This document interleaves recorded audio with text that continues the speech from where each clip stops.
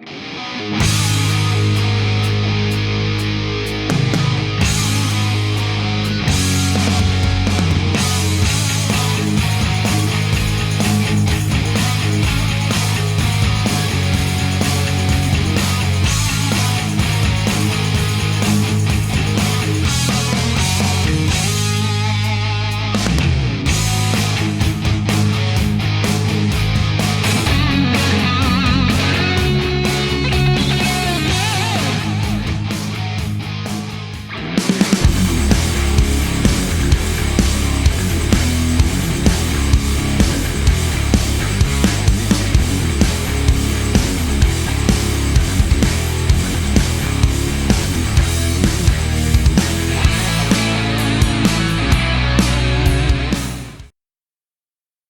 road to the 2016 NASCAR Peak Antifreeze Series at a shot at $10,000 in cash rolls through round 6 on the 2015-2016 NASCAR iRacing.com Pro Series powered by iRacing. Good evening, sim racing fans, and welcome to Atlanta and at the virtual Atlanta Motor Speedway, host to tonight's Atlanta 250. We welcome you topside in the virtual LSRTV broadcast booth, joining myself, Evan Pasoko, topside Andy Kessler and Cisco Scarmuza, and our driver analyst tonight, 2013 NASCAR iRacing Pro Series champion Chris Overland, as well. And guys, round 6, we had our first off week on the season, and this is the final race on the 2015 racing calendar, Andy. It's a good one. Hot Atlanta, 167 laps. Yeah, it's always a fun place to come to a race, to watch a race, to broadcast a race. The track can get very slick, eats away tires. You can see some multiple grooves forming in both corners in turns 1 and 2 and 3 and 4. A really fast track too, but it takes a lot to run side by side with these guys, especially off of turn number 2. 4 is not too bad, but turn 2 is the one we got to watch out to. That wall comes out pretty quick to these guys, but Atlanta is always a fun track. Doesn't matter what car you're in, and when you put all these pro guys at it, it'll make for some great racing. And as well, we're coming right off of round 5 2 weeks ago at Watkins Glen, which, Cisco, kind of bummed that we only have one of the road course races on the season. That was always fun. It's been a staple on the season. Atlanta new, though, to the Pro Series, not in the schedule for the past season, so we're looking forward to tonight's race. It's called Hot Atlanta. It's an intermediate racetrack, but it's probably the fastest of them, right up there with Texas, which we saw earlier. Very fast speeds tonight, but it's a long race, so fast race car is going to help you definitely, but to a point you're going to have to pace yourself. Again, 167 laps around this 1.5 mile intermediate oval. We take a look at some of the track facts for the Atlanta Motor Speedway on your screen now. 250 miles start to finish is no cakewalk. It's half the race length at a NASCAR Sprint Cup Series event. So it's a pretty long one. Atlanta, though, it provides fun racing, at least for us. The driver's going to have their elbows up all night. Yeah, and I mean, we talk about these tracks, usually they get grouped in with like the cookie cutters, the quad ovals, they're all the same. In reality, Atlanta has a lot different banking to how Charlotte's laid out, especially due to the fact that they run here during the day a lot of the time, and it drives a completely different to how a Charlotte would drive. You get a lot more loose off of turn 2 than you would at Charlotte, and just the track in general doesn't have as much grip as Charlotte. It's an older surface. So I think it'll be interesting to see how much, the tire conservation is going to be key here tonight, but also just being able to use that kind of speed on the older surface and being able to hold that top speed as you head through the corners. We want you to join the conversation tonight. Go on Twitter, use the hashtag LSRTV as tonight's race goes on. At the end of the race, at the checkered flag, we're going to choose one person that is tweeted in. You're going to walk away with a 1-year iRacing membership and $250 at iRacing cash, and that can be added on to an existing subscription. So again, use the hashtag LSRTV throughout tonight's race. Andy, Watkins Glen was a fun race, and Alan Bowes dominated that one. The two strategies came together at the end. Bowes went over Timu Even and Dylan Duvall third, Logan Clamp at fourth, and Adam Gilliland P5 last week. Those were the drivers that we were expecting to be there, but it did quite a little bit of a shuffle in the points. Bowes is still in front if we're talking with drop weeks factored in. He's ahead by 29 points over Josh Berry in the points, but other guys, Duvall, Rafferty, Timu, Brandon Schmidt, Thomas Davis, Michael J. Johnson, Timmy Hill, and Trey Trey Edson, the guys inside of the top 10 in points. They're in a pretty good spot right now. Where we're going to start to look as these next weeks go on is the cut line. Logan Clampett is 18th, Trombley 19th, and Sasha Wessler 20th. Again, the top 20 drivers get that ticket into the Peak Antifreeze Series. 21st on down, they're just below it. The first couple of names there, Andrew Fayash, Nick Furler, and Ryan Lowe. They need to find something in these final 4 races. They absolutely do, and I think, other than Alan Bosertly dominating the series in all 5 starts so far this season, you really do have to watch that area around that 20th spot. The guys just above it, the guys just below it. Every point matters for these guys to make it in, to get themselves locked into that 2016 Peak Antifreeze Series. So it's one of them things that it's a tough thing to get into. The competition is so tough here in this series, and to be in that top 20, it sounds easy, but it's definitely not an easy one to master.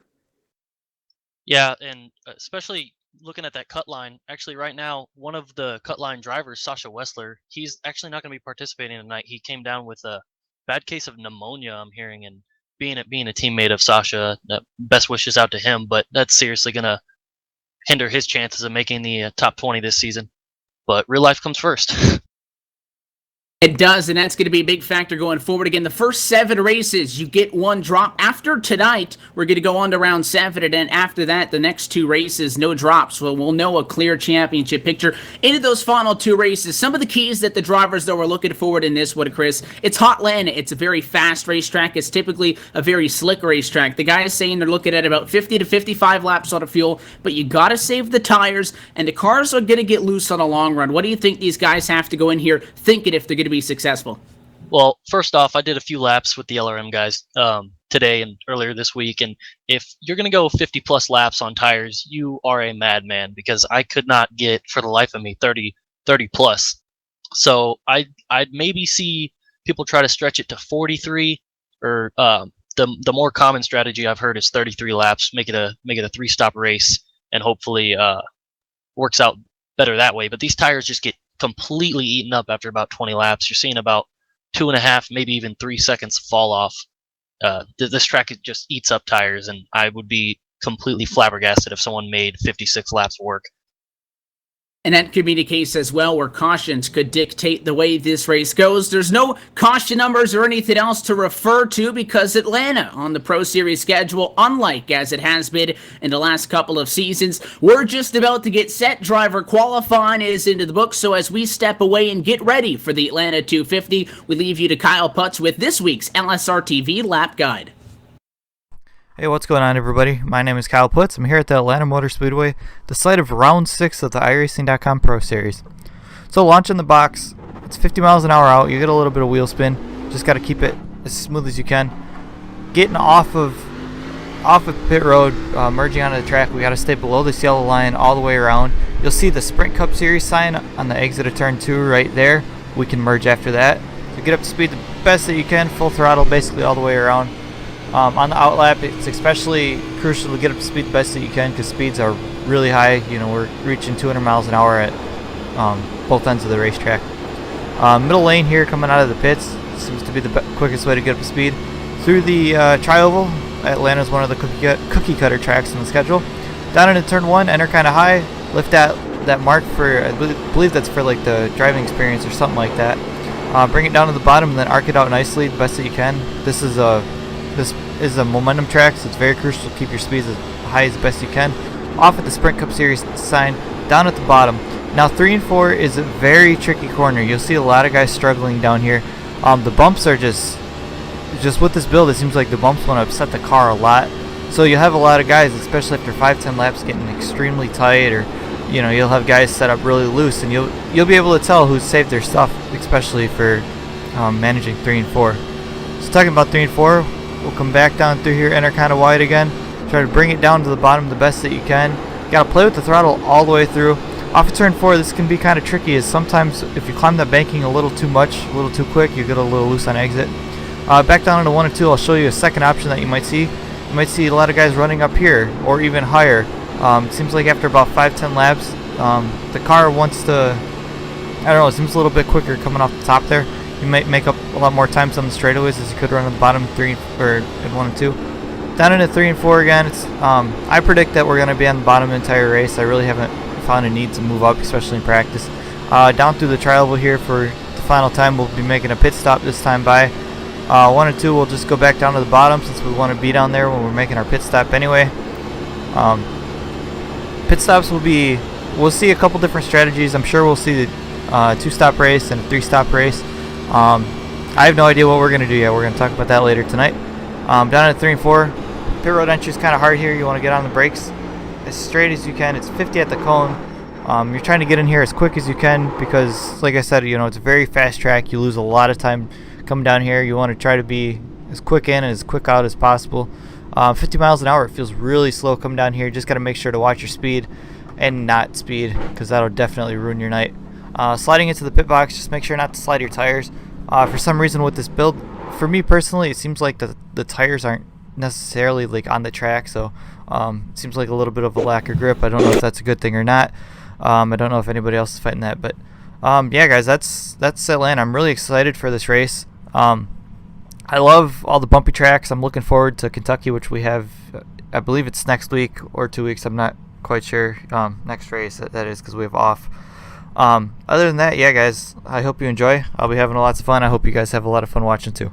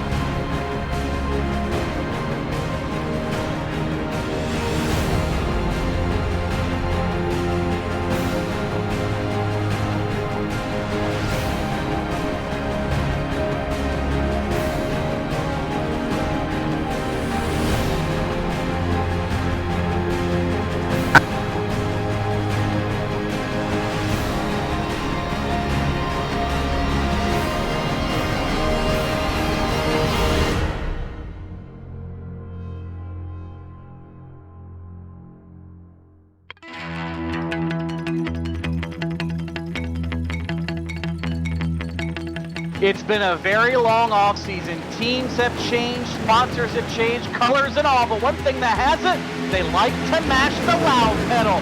Green flag is out on the 2015 NASCAR Peak Antifreeze Series season. iRacing is the ideal platform for these broadcasts because we have the best racers, the best online racers in the world, and we have such a variety of racing, from NASCAR to Grand Prix style racing, sports car, endurance racing. We do it all.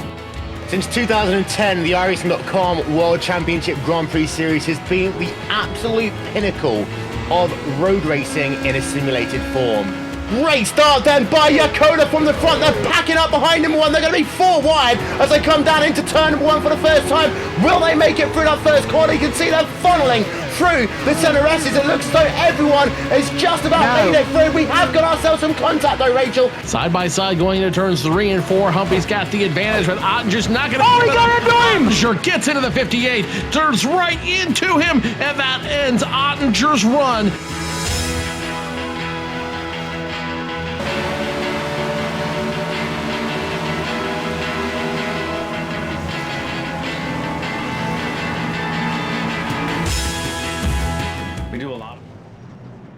And we're back live at the Atlanta Motor Speedway. The car's now rolling from the grid, and we're set for round 6 on the 2015-2016 NASCAR iRacing.com Pro Series. The full starting lineup, going to scroll across the top of your screen. Pole sitter Dylan Duvall with a 27.059 will lead us to the green flag. Bose, Hunt, Lowe, and Doherty inside the top 5. Cody Bias, Stephen Gilbert, Thomas Davis, Brandon Hoff, and Joshua Lawton round out your top 10 qualifiers. As we said before, 167 laps. That's 250 miles. And the track conditions tonight, always a toss-up. Hot Atlanta? No kidding. 114 degrees is the track temp, and you're looking at an external temperature of 81 degrees in the sim.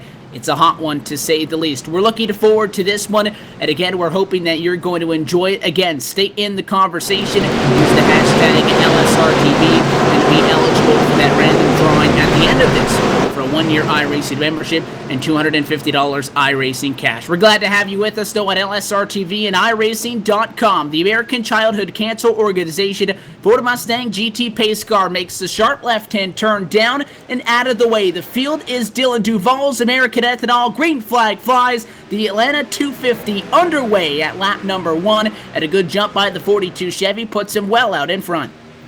Yeah, I'd say that's a pretty good jump right there. About a 3-car length lead off of turn number 2 this time. Alan Bowes able to clear the traffic also. He's now cleared the 81 of Mitchell Hunt. Mitchell Hunt, though, he's battling hard right now with Ryan Lowe as they enter turn number 3. They're side by side just behind him as well. And it looked like the bottom into 3, a better spot to be. Hunt's going to be able to get the spot. The 30 to Ryan Lowe drops back to P4 as lap number 1 goes to the books. That means the top 5 single filed out. Doherty Bias battling for P5, and Anani one on the bottom has the upper hand. Second set of corners in a row, though. Ryan Lowe goes high that time in 1 and 2. He'll power off the banking to stay clear, but that was just about a challenge from Shane Doherty. Back to the inside, looks like the place to be. And right now we're having a car getting a little bit loose there. It's the 03. He's starting to lose a little bit, losing the back end a little bit on that car. But that was Jones there, but he's able to save it and keeps going right now. He's in a wad of cars back there racing the 54 Harberts along with Furler. He got a little bit loose there, but it's holding on to it. The very racy racetrack, the battle for second is on. Alan Bowes, winner from earlier in the season twice, but most recently at Watkins Glen in that number 2 spot. Mitchell Hunt tried the challenge at the bottom of the racetrack, couldn't do it. The 21 still leads. There was also a battle just behind them for 4th. Lowe was able to hold off Bias as that one went down to 3 and 4. Chris, it's still early, but it's a very hot track temperature. What does that mean for what these guys are going to try to accomplish on these green flag runs? Well, these guys that you see sliding around out here are just, they're done already. There's no way that you're going to be able to hang on in the long run if you're already sliding the tires. Most of the people that I'm watching who are able to hold the bottom and not slide up in the center of the corner are going to be the ones you need to watch out for, and Dylan Duval seems to be doing a great job of that. But he may be pushing the car a little bit too hard this early in the run. You're going to have to strike a good balance. You want to get that gap. You want to stay away from any fights. And if you do so, though, you might drive it a little bit hard. That fight for second continues. Alan Bowes on the outside of the racetrack in 1 and 2 was able to hold off the 81. Joe Hunt's not looking to give this up, though, at all. That 81 machine has made a move the last 2 laps. Inside of the top 10, though, we're single filed out just outside. The 23 of Brandon Hoff. He's on the outside of the racetrack. He's lost 2 spots so far tonight. He'll fall to 12th and lose 3 to the inside for the 44 of Logan Clampett. Clampett up 2. He goes to 11th spot. He's got a big run on the 09 of David Rattler. Looks to the inside. That'll be a battle for P10. That would be a pretty good battle. Logan Clampett already making some noise early on, making some great passes right now, currently able to hold that bottom side. The top side, though, going to prevail, though, on the exit of the corner. The 09 of David Rattler able to get by him again, hold his position, maintain that for the time being. Logan Clampett now going to move to the high side, just like a couple other cars just behind him. The 23 is right there, and so is the 88 of Josh Berry on that high side, trying to make some ground up. The high side looks like the place to be as the tires wear out. At a race leader, the 42 of Dylan Duval, he was out in front by 3 4/10 of a second. Cisco very slow, though, into 3. Bowes made the move on another crossover down the front straightaway, so it's Duval to the bottom of the racetrack. Still Bowes with the nose at the start-finish line, but Duval trying to get that spot back, and that 21 machine who was getting passed on the bottom earlier, now using the top side to his advantage, he powers down the backstretch to take the lead. Yeah, Allen was able to get a great run off at 2 there and was able to make the power move to the front, but check out the 81. Here he comes to the bottom. Chris. Yeah, I noticed the one thing that Alan Bowes did there, testing earlier today, I noticed that the high line didn't work till about 20 laps into the run, but Bowes is able to make it work real early. That's a good indication on how good that car is handling. And it's interesting because we talk about the high side being a factor in tracks that have progressive banking. It's 24 degrees on the bottom here and 24 degrees top side, but it is a very fast track that may be going up top going to be an advantage. In 1 and 2, they're up against the fence, Chris, but in 3 and 4, it looks like they're still sticking to the bottom. Well, we've got a long time for the track to get rubbered in, but 3 and 4, the bumps down there at the bottom kind of upset the car in the right way and keep it pinned to the bottom there, and helps you maintain your momentum. So I don't know if we'll see the Highline come in 3 and 4, but 1 and 2, it's definitely going to be a big factor. Alan Bowes has won back-to-back races, and he is out in front at Atlanta. He sits with 180 points in the unofficial standings with the drops factored in. He's got a 29-point advantage over Josh Berry in second. Dylan Duvall's third in the points. Dylan Rafferty is fourth, and Timu Even in fifth in points. Schmidt, Davis, Johnson, Hill, and Edson round out your top 10 drivers in points as of now. But Bowes isn't the only one of his speed. We were talking about Mitchell Hunt. It looked more like, honestly, that Hunt would be making a move on Bowes before Bowes would get something done on Duvall. That 81 challenged for, at that time, second a couple of times. Now that both of them have gotten to 1-2 and they've dropped Dylan Duvall to third, that 81 challenging for the race lead. Yeah, he is making a challenge for the race lead. The problem is because Alan Bowes is going to that high side, he's able to make it work. That's going to leave Mitchell Hunt only the bottom to try to make a pass. And currently, right now, he's just not able to get the momentum on that bottom side to allow himself to make that pass. He's able to get alongside him, but once they exit that corner, that 21 machine's a rocket off the corner and doing everything he can. But Dylan Duvall, even though he was passed by these two guys, as the battle for the lead really starts to shape up now. Mitchell Hunt, again, looking to the inside at the stripe. Dylan Duvall was able to stick with these guys, so I wouldn't count him out just yet either. He hasn't really fallen off. He lost the race lead very quickly, put up a good fight for second to the 81, fallen to third, but he's still there. Both of them going to get the fence, the 42, sideways down the back straightaway. Dylan Duvall down to the apron. He will hang on to that 42 Chevrolet. He comes up in front of the 88 of Josh Berry slow, and as he gets back to the gas, it looks like a drop to P10 for Duvall. He and Bowes both caught the fence on the outside of the racetrack. A good save, though, to keep that 42 on track. Yeah, it was one heck of a save right there. He was able to keep it going straight, and he's going to fall back to 10th right now and have to work his way back through the pack. But meanwhile, that battle for the lead's still going. Mitchell Hunt used a little bit of that confusion there, and he's now back on the bumper of Alan Bowes right there. He's trying to make it work on the outside right now as they head out of 4. And the outside has been Bowes' problem. Caution flag, though, comes out just as he goes topside to make the move, and Alan Bowes will retain the race lead at the caution flag. Problems early in this one, coming just shy of what would be 10 laps in. At 15 laps in, caution flag is out at lap number 15, and we're hearing possibly problems for the 17 of Justin Trombley. Brian, the Gale Force Toyota, or rather the Gale Force Ford actually, coming down to the pit lane, and that's a heavily damaged machine, so it looks like he may have been involved. Yeah, they're taking the 17 machine behind the wall. He is going to be out of this race. Too much damage done to the motor and to the race car, and he's going to be taking it behind the wall and coming or having a very short night here tonight at the Atlanta Motor Speedway. We do expect to see all the drivers on pit road here now that the caution is out. We were already seeing over a full second drop off, and here they come. Alan Bowes down the pit road, leading everybody with him. Mitchell Hunt's going to be right behind him. There is going to be no 2-tire calls at all tonight. Everybody wants 4 fresh tires. I was talking to the drivers earlier. That is their main concern tonight. Any chance they get on pit road, they're going to take 4 tires. So as the race leader, Alan Bowes and Mitchell Hunt get ready to hit their pit boxes, you're going to see 4 tires and fuel. Everybody hits their stalls very cleanly, except for the number 38 machine of Ryan Lowe. He overshot his pit box slightly. He had to back up. That's going to hurt his pit stop here. The rest of the drivers here have the left side tires up and are about to be down and away. Alan Bowes takes off. He's going to win the battle off pit road with Mitchell Hunt right behind him.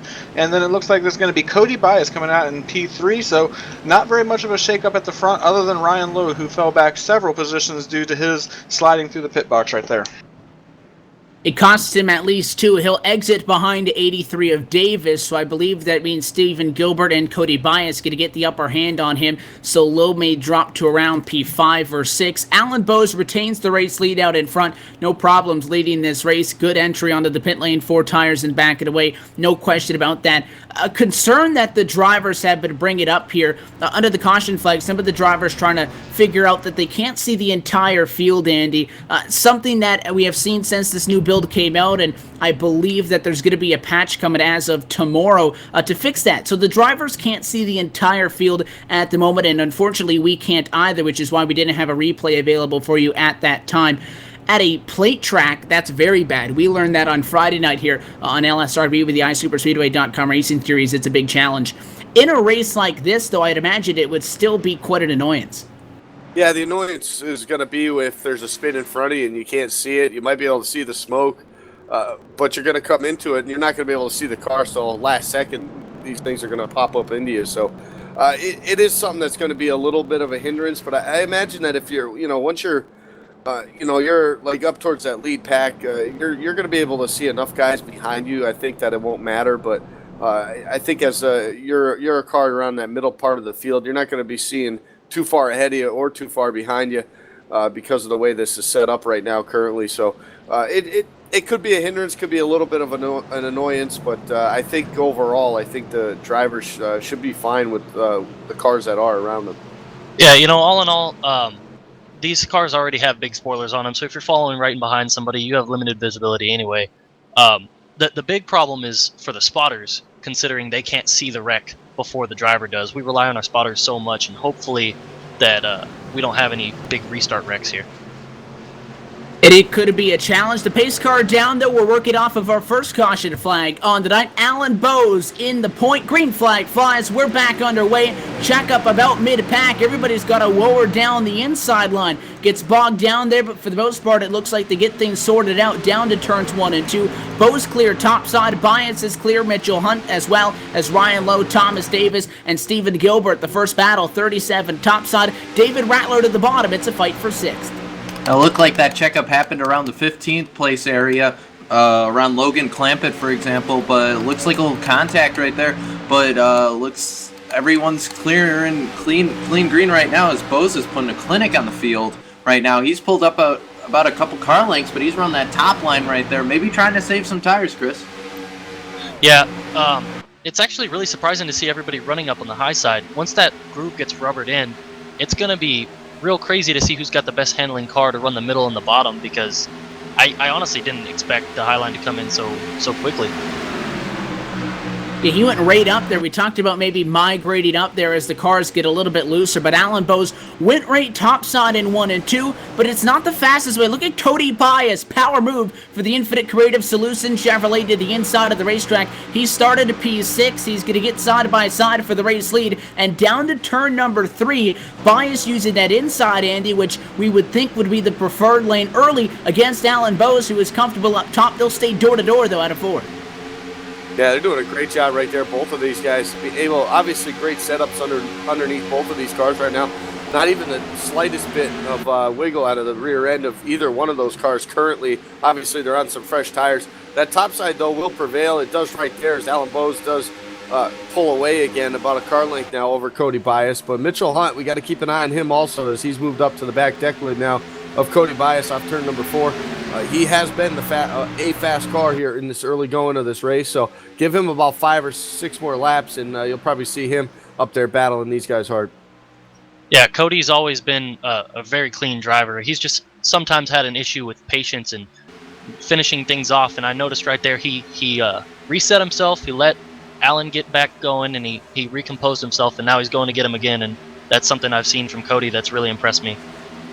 He'll slotted line, caution again as your leaders are in turns number 3 and 4. And problems for Alex Warren, the number 82, one of the drivers involved. He's already taken the tow down to the pit lane. That's quite a large accident, at least the 50 Brian involved as well. Hearing Timmy Hill maybe. Yeah, I'm seeing right now the 50 machine was involved, the Timmy Hill machine was involved, the number 7 machine of Billy Price was involved, the 82 of Alex Warren was involved. We're still having a little bit of an issue with the replay trying to get everything caught up, but at least 5 cars involved in that wreck, and it looks like heavy damage on at least one of them. We're going to have to get a report down on pit road, and I'll get back with you guys. With that, the leaders catch up back behind the pace car, and in the words of Michael Conti, the price was not right with that one. So second caution flag on the evening. We'll take this opportunity to step away and take a quick commercial break. You're watching LSRTV's coverage of the 2015-2016 NASCAR iRacing.com Pro Series.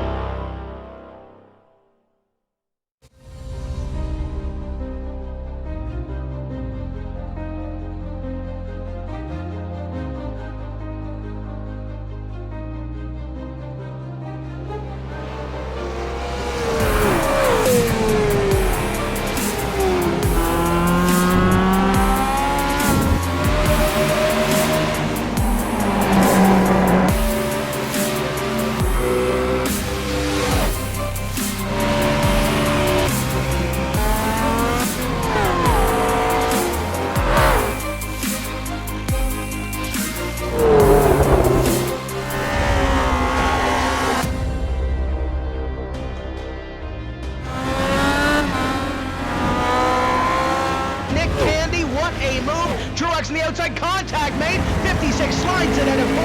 Who's going to be at the stripe? Dead even. Give it to Ryan Truex. Truex is your winner over Tandy.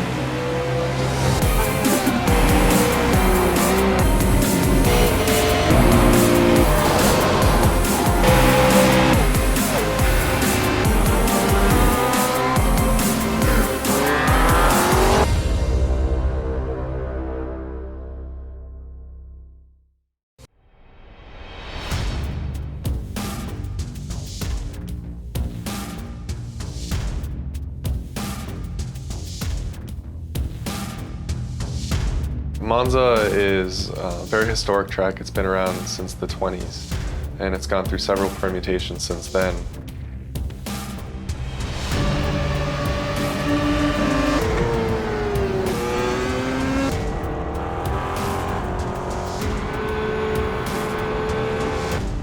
We're also bringing forward a number of configurations. So there's chicanes that they've installed since the track's early days. So they can use original, very high-speed configurations of the track where the cars would just blow through where the chicanes are today, or they could use a more modern version. So it's pretty cool. Back live at Hotlanta, and some pit strategy shuffles up the running order in this one, Brian. We got a couple of drivers that stay out, one driver on 2, everybody else opted for 4. Yep, the front 4 stayed out. That's Cody Bias, Thomas Davis, David Rattler, and Dylan Duvall. They all elected to not come down on pit road. They're going to take their chances here and see what happens. Steven Gilbert, very surprising call. He took 2 tires. He's back in the 5th position, and then everybody from that point on back is on 4 fresh tires. Mitchell Hunt being the first guy out of pit road on 4 fresh tires. And as we're about to go back green, this is probably going to be a very wild restart. Get ready, guys. It's going to be fun. And that puts Bose back in 7th. We'll see how this one shakes out. It's the second American Ethanol restart on the evening. The pace car down and away. 27 already on the loud pedal. Green flag flies. Back underway at Atlanta. Spitter in the back. I think it was just some tire spin by these guys checking up the field a little bit. Cody Bias, though, able to pull out, way out in front of these guys. 10, 11, 12 car lengths now over the 83 of Thomas Davis. That's the battle, and we look at 3 wide going on back for about the 6th spot right now. That's the 37 of Steven Gilbert on 2 tires. Mitchell Hunt with 4 on the outside. Just behind him, here comes the rest of the field with 4 tires. Right there, Alan Bowes, our points leader, trying to figure out which lane to go with. I think he's going to be safer with the 81 of Mitchell Hunt there on the high side, but just in front of him, here comes Dylan Duvall now starting to back the field up on the high side. And there's a bottleneck behind Dylan Duvall. The top 4 drivers that had stayed out were able to hold 1, 2, 3, 4 after that first lap, but you're starting to see the 4 tires come through. Mitchell Hunt looking topside. He's got Alan Bowes with him. Rattler a big check up on the bottom of the racetrack. That's going to hold up Steven Gilbert. And now as you get to that 42 of Dylan Duvall, they crack open the top side. So Mitchell Hunt up to 4th. He wants 3rd. He does end up, though, in front of that 21 of Bowes. They looked pretty even when they were 1-2. So Hunt's got to like the way this cycled out. Yeah, absolutely. He's working right now. He's just gotten to the back bumper of Davis, who is also out there on old tires. And Hunt is just flying right now, but he's got to be sure, like Chris has been telling us, got to save those tires, though, because, I mean, you may have 4 tires now, but if you're not saving them, someone behind you could. Yeah, and Mitchell and Alan Bowes have been doing a very good job with what they've got. They've been working their way through the field methodically, but I'm seeing a lot of cars through the middle of the field. I mean, it's lap 30, and they're racing with no patience. Real long race here, and hopefully they figure it out. There's plenty of 2 wide throughout the field. That still sits 38 cars on the lead lap strong. The battle for the race lead is going to be Steven Rattler. Had a bobble into turn 3 the last time by, and this time got tight again or loose. He pushed up the hill, got very close to the 88 of Josh Berry. Berry's Speedco Chevy topside along with the 55 of Nick Furler. It looks like the 40 in that mix as well. So was the 11 of Brad Davies. That is a huge bottleneck about P7 on back. Battle inside of the top 5 right now is between the 83 of Thomas Davis and the 38 of Ryan Lowe. Both Mitchell Hunt and Alan Bowes have gotten to the front. They run 2-3 right now, and they're putting the pressure on the 27 with those 4 fresh Eagles. Yeah, talking about some pressure right now going to the bottom side. There's Mitchell Hunt now. He's going to make that pass happen right there in the middle of turn number 2 there. Cody Bias to the high side, trying to hang on to everything he can. He knows he's not going to be able to hold these guys off with the 4 fresh tires. Alan Bowes right there in the middle of the straightaway into turn number 3. just able to motor it by almost as if Cody Bias was standing still right now. Here comes Ryan Lowe. Bias in that 27 machine, get himself up in that third spot. But exactly what Mitchell Hunt needed to get by Alan Bowes. He did it on pit road. Now he just wants to stay out in front. And there is a whole lot going on outside the top 10 now. Stephen Gilbert took 2 tires. It's 3 wide around him. Back in the back, he pushed up the 46 machine to Dylan Rafferty. Gave him some grace there. Backed out of what may have been a big one in turn number 2. Just in front of this, Dylan Duvall's 42 is beginning to slide back. Moral of the story, I don't think staying out and taking those limited tires was a good idea, which can really tell you how important 4 tires are, because that was a green flag stretch of only 3 laps, and it's a huge advantage for those that already came down and got 4 tires despite that. Yeah, another one who's made his way up through the fields, that number 44, Logan Clampett. He's flying through the field on those new tires. He's up to 4th right now. He's right on the back bumper of Ryan Lowe, who also took 4 tires, so those guys are flying. And right behind him, here's a name that, we haven't really talked about much yet, but Josh Berry has just made his way up to 5th. Gilbert still in the middle of it all. Eyes on the number 37 Chevrolet. He's in the middle bottom side for the 20 of Greg McKinney. The 03 down there as well as Dylan Jones. Top side getting clear as the 46 of Rafferty, who will cross to the bottom on David Rattler. A good power move for that number 46 Ford Fusion down to turn number 3. At this point, though, it looks like Stephen Gilbert's driving more looking in the mirror than forwards. Chris just trying to get out of the way. He's getting spotted on 2 tires. Yeah, and it looks like they're going to make an example of him here. Not very often you see people take 2 tires on iRacing, and you see why there. Steven's a real smart guy. He's a good driver, but I think he made a bad choice there, and he's paying for it, and so are the people around him. A lot of the time you could expect a tire strategy out of somebody that's running a little bit back of the pack, but that 37 machine qualified 7th, fastest driver in the short 5-minute warm-up session, so he's got speed contact behind them. Dylan Jones going to get tapped in the right rear quarter panel by the 23 car topside on Brandon Hoff. Jones will save it. He'll bring it back up the speed as he tiptoes back to the bottom lane in 1 and 2. He saves it. He's still in the race, but it'll cost that 03 Chevy at least 5-6 spots. That's going to cost him a bunch of spots right there. It's going to put him all the way back behind the number 6 machine right now of Trey Edson. So tough break for him right there, but that's just a product right there. Right in front of him was the 37 machine of Stephen Gilbert, kind of holding up that top side and made these guys really get backed up there right there. And if you look back up around the 37 of Stephen Gilbert up in there in the 16th spot, you got Dylan Duvall up there in that mix too. He's trying to make that high side work. But you still see the effects of the no tires right there, because it just bottlenecks these guys up that have the 4 tires. They just have nowhere to go, and if they don't get the run the way they need off the corner, they're just not able to do anything with it. And although there's a lot going on back there, Josh Berry making a move for 3rd. He goes to the inside on Ryan Lowe, Chris. Those guys were even tires with each other, both taking 4. Berry gets that spot, though, from 17th on the grid. Yeah, and one thing you won't notice right away with these old tires, I know they look bad now, but these guys are already got 5-6 laps on their tires, and something about this tire just dies at one certain point. So if these guys who took no tires are feeling it now, just wait 10 laps, 15 laps before the tires get even more worn. Then you'll really see who pitted on that last yellow and who didn't. And that cliff at which those tires will fall off of is not that far away if they haven't already hit it. Again, we saw how quickly that number 37, Gilbert, went back. He's 17th. Duvall, one of the other drivers that had stayed out, he's back in 14th position at the moment. Couple of big movers, though, still early in this one. Mitchell Hunt, Alan Bowes, they've gotten to 1-2 on the fresh tires. Again, they were the first 2 drivers on 4 tires off of that pit stop on the restart order. They run 1-2. Barry's gotten to 3rd. Barry started in 17th. We mentioned that. Logan Clampett, though, making some good progress at the NASCAR Chevrolet. He is up in P5 right now from 13th. Behind him, though, Nick Furler, the 55, from 21st. He's picked up 15 spots to get the P6.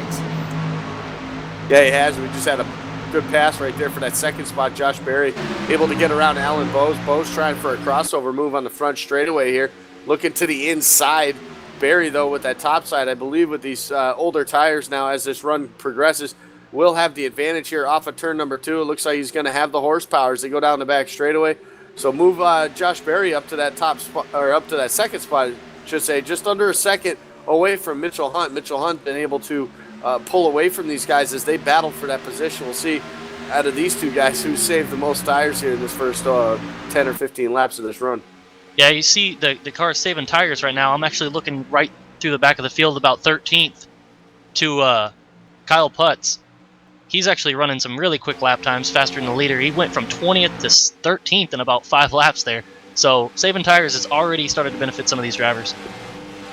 And we mentioned that it was Hunt and Bose that spearheaded the charge with 4 tires on the restart. Well, Josh Berry had 4 as well. He wasn't loud in those opening 5-10 laps off of the restart, but now he blew by Alan Bose and closed the gap to Mitchell Hunt, who's out there in clean air, by a 1/10 of a second that last time. So Josh Berry as well, making a lot of good progress. The top 15 or so have single filed out at this point. There's a lot of action going on just outside the top 20, all behind the O2 of Blake Bryant, and in fact now that O2 is the one under attack because he elected the bottom lane in 1 and 2. Didn't quite work out for him. The 54 of Jacob Harberts makes the pass on the outside, as well does the 22 of Rob Ackley, and right now the 6 of Trey Edson's trying to join in on that as well. So the O2 of Bryant, one of the guys going backwards, and no surprise that it's the outside lane back there in P20, the place in which the guys are making their moves. Yeah, and I'm seeing Rattler back there as well. If you remember, he was out there. He didn't pit, as well as the 37 of Gilbert, who took 2. So it's just, we're seeing right now those tires really not working. Oh boy, here, car in the wall, spinner right there, 54 cautions out, that's a huge wreck. Harberts will spin in the middle of the racetrack. They throw the caution flag at lap number 45, and Harberts comes to a rest facing backwards, and this all started at a turn number 2. In front of him, though, outside of the racetrack, it looks like the 25 of Joey Israelson as we take a look at your LSRTV replay. 24, a small bobble getting loose, overcorrect Stepsnet car back up the hill into the outside wall. When he does so, the wall actually helps him because it straightens him out. Harberts, though, goes to the bottom. He gets collected as well. It looks like the 22 driver involved in that accident. So a couple of guys spin down the back straightaway. Quite a few cars junked up at Cisco. One driver probably shouldn't have made it through that, but he did. Dylan Jones in the Noble machine right there, just, oh my gosh. Andy and I were sitting up here just going, how on earth did he make it through there? But he just got really lucky right there, got a little damage on the right side. But if we can get a look at the 03 from the cockpit view on that wreck, I have no idea how he made it through that. Back under the caution flag, and these drivers heading down pit side. They're led by Mitchell Hunt, Brian. Yeah, Mitchell Hunt leading these guys back down to the pit box. You're going to see everybody once again getting 4 tires and fuel. You're actually going to see the 21. He slid into his pit box sideways. That might affect the performance of his pit crew here. You're going to see the right sides go down, and they're going around to the left sides. Mitchell Hunt's already about to be down and away. He has gotten his service done. He's gone. Looks like the 88 of Josh Berry is going to come out second. Timmy Hill elected to go through pit road without stopping, so he is going to end up front, but he'll most likely pit next time around. But Josh Berry and Alan Bose followed Mitchell Hunt out of pit road. So Timmy Hill drives through the pit lane, and he will exit pit lane in the number 2 spot provisionally at this moment. So Timmy's going to come through pit road, and then he'll be back down the next time to get service. But I guess you can cross that marker off of the Pro Series bingo board. That puts Josh Berry at a pit road second. Alan Bose off at a pit lane third. Nicholas Johnson's number 90 machine out of the pit lane as well, just behind them. Believe he could be the 4th car off of pit road. Haven't really mentioned that Nandi a whole lot tonight. He's had a great improvement, though. Qualified 15th. He's up inside of a top 5 running position, and he's keeping his car clean. So good run so far for the Nandi machine. Just 47 laps in. He's got a bulk of the work out of the way. He's been doing a good job all season. We've talked about him quite a bit, especially at these mile and a half tracks, being able to work his way up into that top 10 area, even the top 5. So for Nicholas Johnson, it's definitely just being able to put the whole package together, the whole race, every lap. But he has been doing a great job all season, been able to run up front with some of these guys on the bigger teams. But he's doing a great job, and he's up there right now in that 5th spot currently. So we'll see if the way he's been driving to saving these tires for himself in his setup, see if he can maintain where he's at, maybe get himself up a little further. And under now another caution flag, still rather early in this race, but we've had 3 distinct lengths of the green flag stints in which we've seen so far tonight. We're still working lap number 48 of 167 on the evening, so still plenty of racing to go in the Atlanta 250. Didn't get an opportunity to touch on it pre-race. Do want to mention it now. some of our picks, who we think's going to be good tonight, and we'll have a small idea of how we're doing 48 laps into this. If you've been tuning in every Tuesday night so far, we've been doing a little bit of an LSRTV fantasy standings. Well, Jacob is well out in front of everybody. Brian, you're doing pretty good down there for the pit lane in second in points. Chris, you're representing our driver analyst tonight, who's third in points. Andy's fourth. Cisco is fifth. I'm in sixth. We don't need to talk about that. Let's talk about who we picked for tonight's race. Jacob is going with Josh Berry. I wanted to pick Josh Berry, and I think for good reason because he's second, but based on the fantasy situation, I had to go with Clamp Nation, so my pick was Logan Clampett. Yeah, those are both pretty good picks. Obviously, Jacob being out front, he must know something that we don't know, but I went ahead with Cody Bias, and wasn't too happy he stayed out on those old tires that last time, but he was able to at least hold on to 12th right now, so we'll see what he can do and get back up in there. And it looks like Brian, you made a pretty good pick.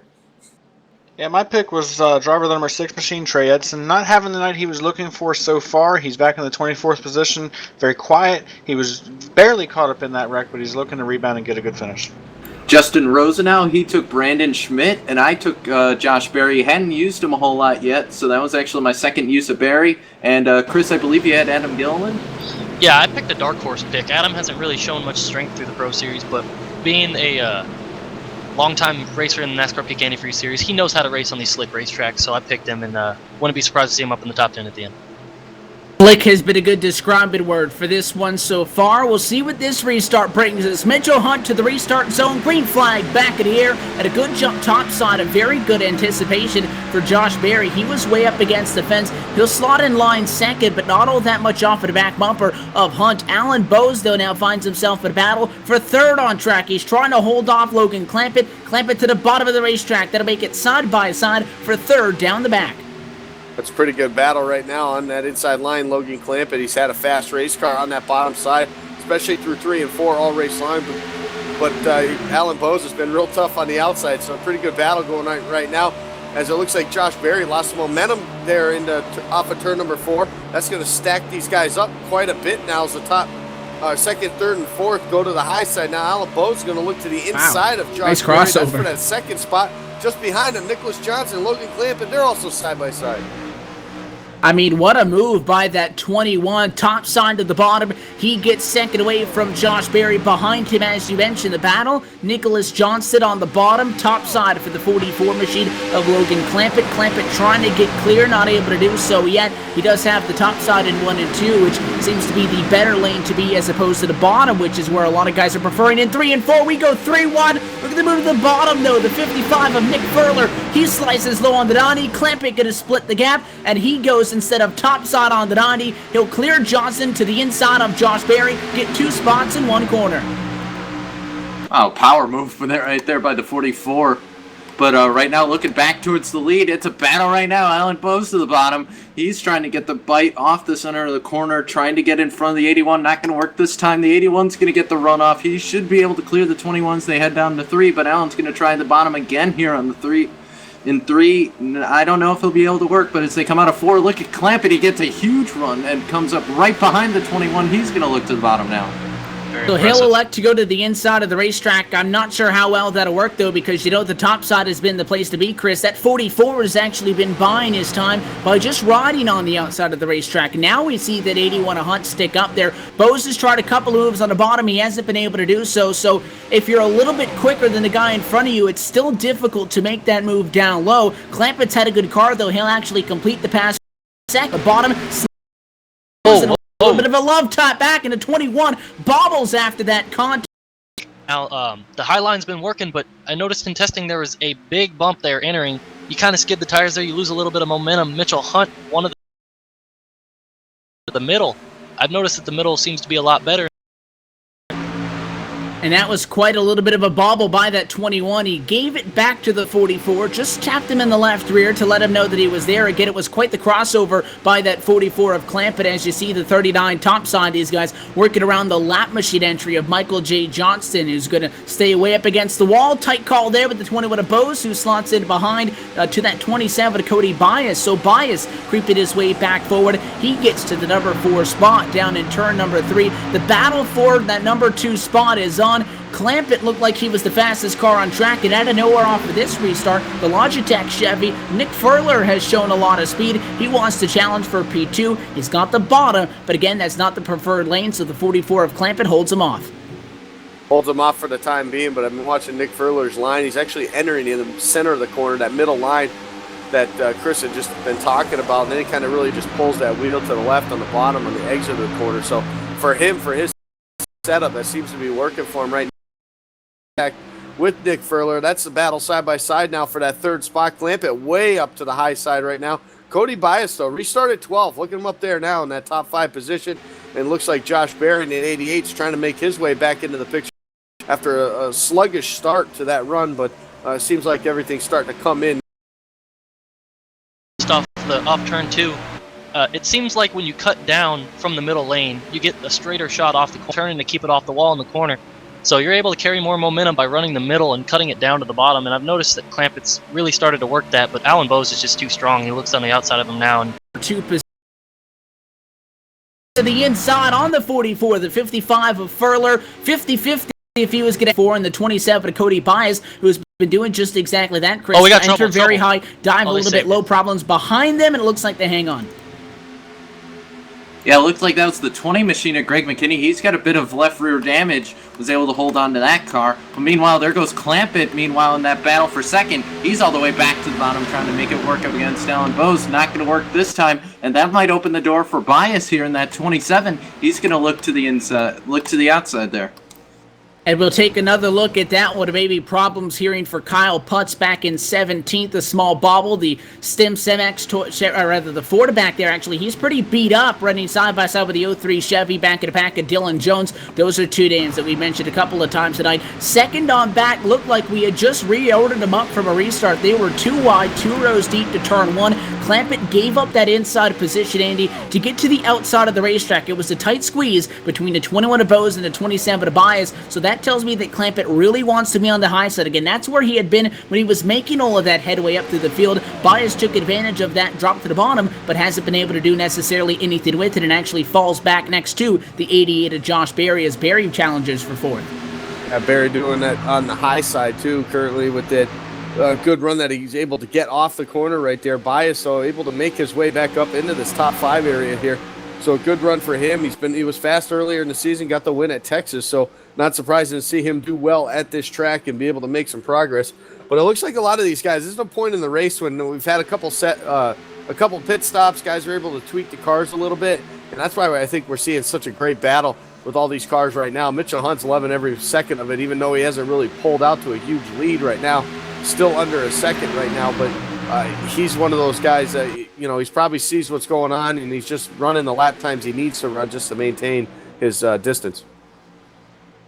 And the running order continues to be very fluid outside of the number 1 spot. Mitchell Hunt, by the way, has taken off. He's a second out in front of Alan Bowes in second. But you'll get a guy like Logan Clampett. He'll be fast for a couple of laps. He passes everybody up. Then he'll get passed a couple of times following. That 44, who had been pacing himself all race, got to second very quickly, Chris, and has since fallen back. And Bowes has been the man that has had the speed. What a save by the 21 after he bobbles at a turn number 4. It'll cost him the spot. Josh Berry gets it. That's probably not very good for his tires either. Yeah, it looked like Berry got to the back bumper of the 21. Didn't really tag him or anything like that. Looks like Bowes maybe just got in the throttle a little too soon there and just spun the tires off of 4. But one heck of a save right there by Alan Bowes. Shows why he's in the series right now. But that allowed Josh Berry to get by. And now Berry's set his sights on our leader, Mitchell Hunt, is going to try and track him down now. And that one deserves the second look. You look at it now. We talk about a racetrack in which I can almost describe these as extreme conditions. 114 degrees the track temp, Chris. From start to finish, what you load into the race with, the setup that you've got underneath you, these big teams have shown that they've got the good setups for this being an open setup championship. What kind of adjustments can you make, though, during the race that would really help you? Well, one big thing is keeping the rear end down. A lot of teams like to take less fuel on pit stops just to keep weight out of the rear end, keep it tightened up. A lot of short pitting leads to that. That way you don't have to go the full stint, so you don't need a full tank of fuel. You can do the wedge adjustments, but when it comes to tracks with, like you said, extreme conditions like this, there's really not much you can do other than put that pedal down a little bit lighter and a little bit lighter and a little bit lighter. And Bo's got a little bit too happy with it right there. Think his driving ability for him being able to save it there, but just got to be easier on the pedal. It costed him second. Josh Berry got that spot, but I had mentioned that Mitchell Hunt had set sail. Well, 2 laps later, the gap is no longer 1 second. It's 1.5. Alan Bose had that wheel turn to the right that time at a turn number 2 for a good 3 seconds. So he's not backing off and getting afraid by any means, but he's starting to use up that car a little more, and it's actually allowing the 90 of Nicholas Johnston to close in. So as Mitchell Hunt's well out of the way and Josh Berry has a good gap in second, the battle next may be on for third with that 90 machine, who, as I said, has done a good job of creeping up through the field methodically. He's gone 15th to 4th. He wants a podium spot. And unfortunately for Bose, the reward he gets for that amazing save is nothing. It's only going to get worse. He heated up that right rear really bad, and this track is unforgiving, so he's going to have his hands full until we can pit. So unfortunately for Bose, his amazing... Oh, he's in the wall. And it looks he like was he got stepping it up the hill, yeah. He ran out of room that time. Bobble, and again, I said he had the wheel turned to the right at a 2 the last couple of laps. That time, the back end was going around. Stepped it up the hill, stepped it up the wheel. He was able to hang on just in time, but again, he scraped that fence. We go on board with him, and there's not a lot of room being given by the 90 of Nicholas Johnston. The 90 made the move on the bottom. The 21 was able to recover, got that huge run at a 2. I think he was looking topside, and the 90 made sure he was having none of it. And I think Alan right now, what he needs is maybe a sigh of relief to be able to, recompose himself, get back working. But or he can't caution. Because right behind him is Cody Bias, and right behind him is Furler and Clampin. They're right on his tail right now as they head out of 2. Out of turn 2 they go. The 27, Cody Bias, wants to take 4th from that 21. And again, we mentioned it. Tires are only going to get worse, and they get worse very quickly. You heat those tires up at track temps of 114, which is the highest that I've ever seen. It's not going to get any better, as Chris had mentioned. So the 21 continues to struggle with the handling. He's still a pretty good car, just he's not the speed in which the guys that he would still be pretty much just even with if his tires were still nice and cool, at least as cool as they could be. So he's at an obvious disadvantage. The 27 to Cody Bias trying to make that move, but Anandi won't be able to do it. He'll drop back in line, and in doing so, it opens up the door. Nick Furler to the inside. So it was a battle for 4th, now becomes a battle for 5th. Furler digging left side tires on the white line at a 4. Yeah, he's obviously a great car right there to be able this late in the run, Evan, to be able to hang on to that thing on that bottom side and be able to clear Cody Bias. So that 55 of Furler looking real good right now as he tries to make it around the 90 on the bottom side again. And I believe that the line he's running and the line he's been running, as Chris had talked about also, was coming in an entry about middle of the corner and then able to turn it down and getting that straight shot off the corner. And I think that's really helping that 55, is now he's pulled away from the 90 right now currently. So a great job by Nick Furler, move him up into that 3rd spot. A bit of a strategy call for the number 1 of Timmy Hill. He just came down on pit road this last time by. He got 4 tires and fuel, and he's backed out on the racetrack. They have decided they're going to split this run in half here. They're going to pit now, and they're going to pit again in about 35-40 laps. That'll put them in a window where they won't have to pit again for the rest of the race if this thing stays green. Their crew chief believes it's going to go green to the finish, and they're going to play it that way. They're going to get back out there and see if they can make up some time.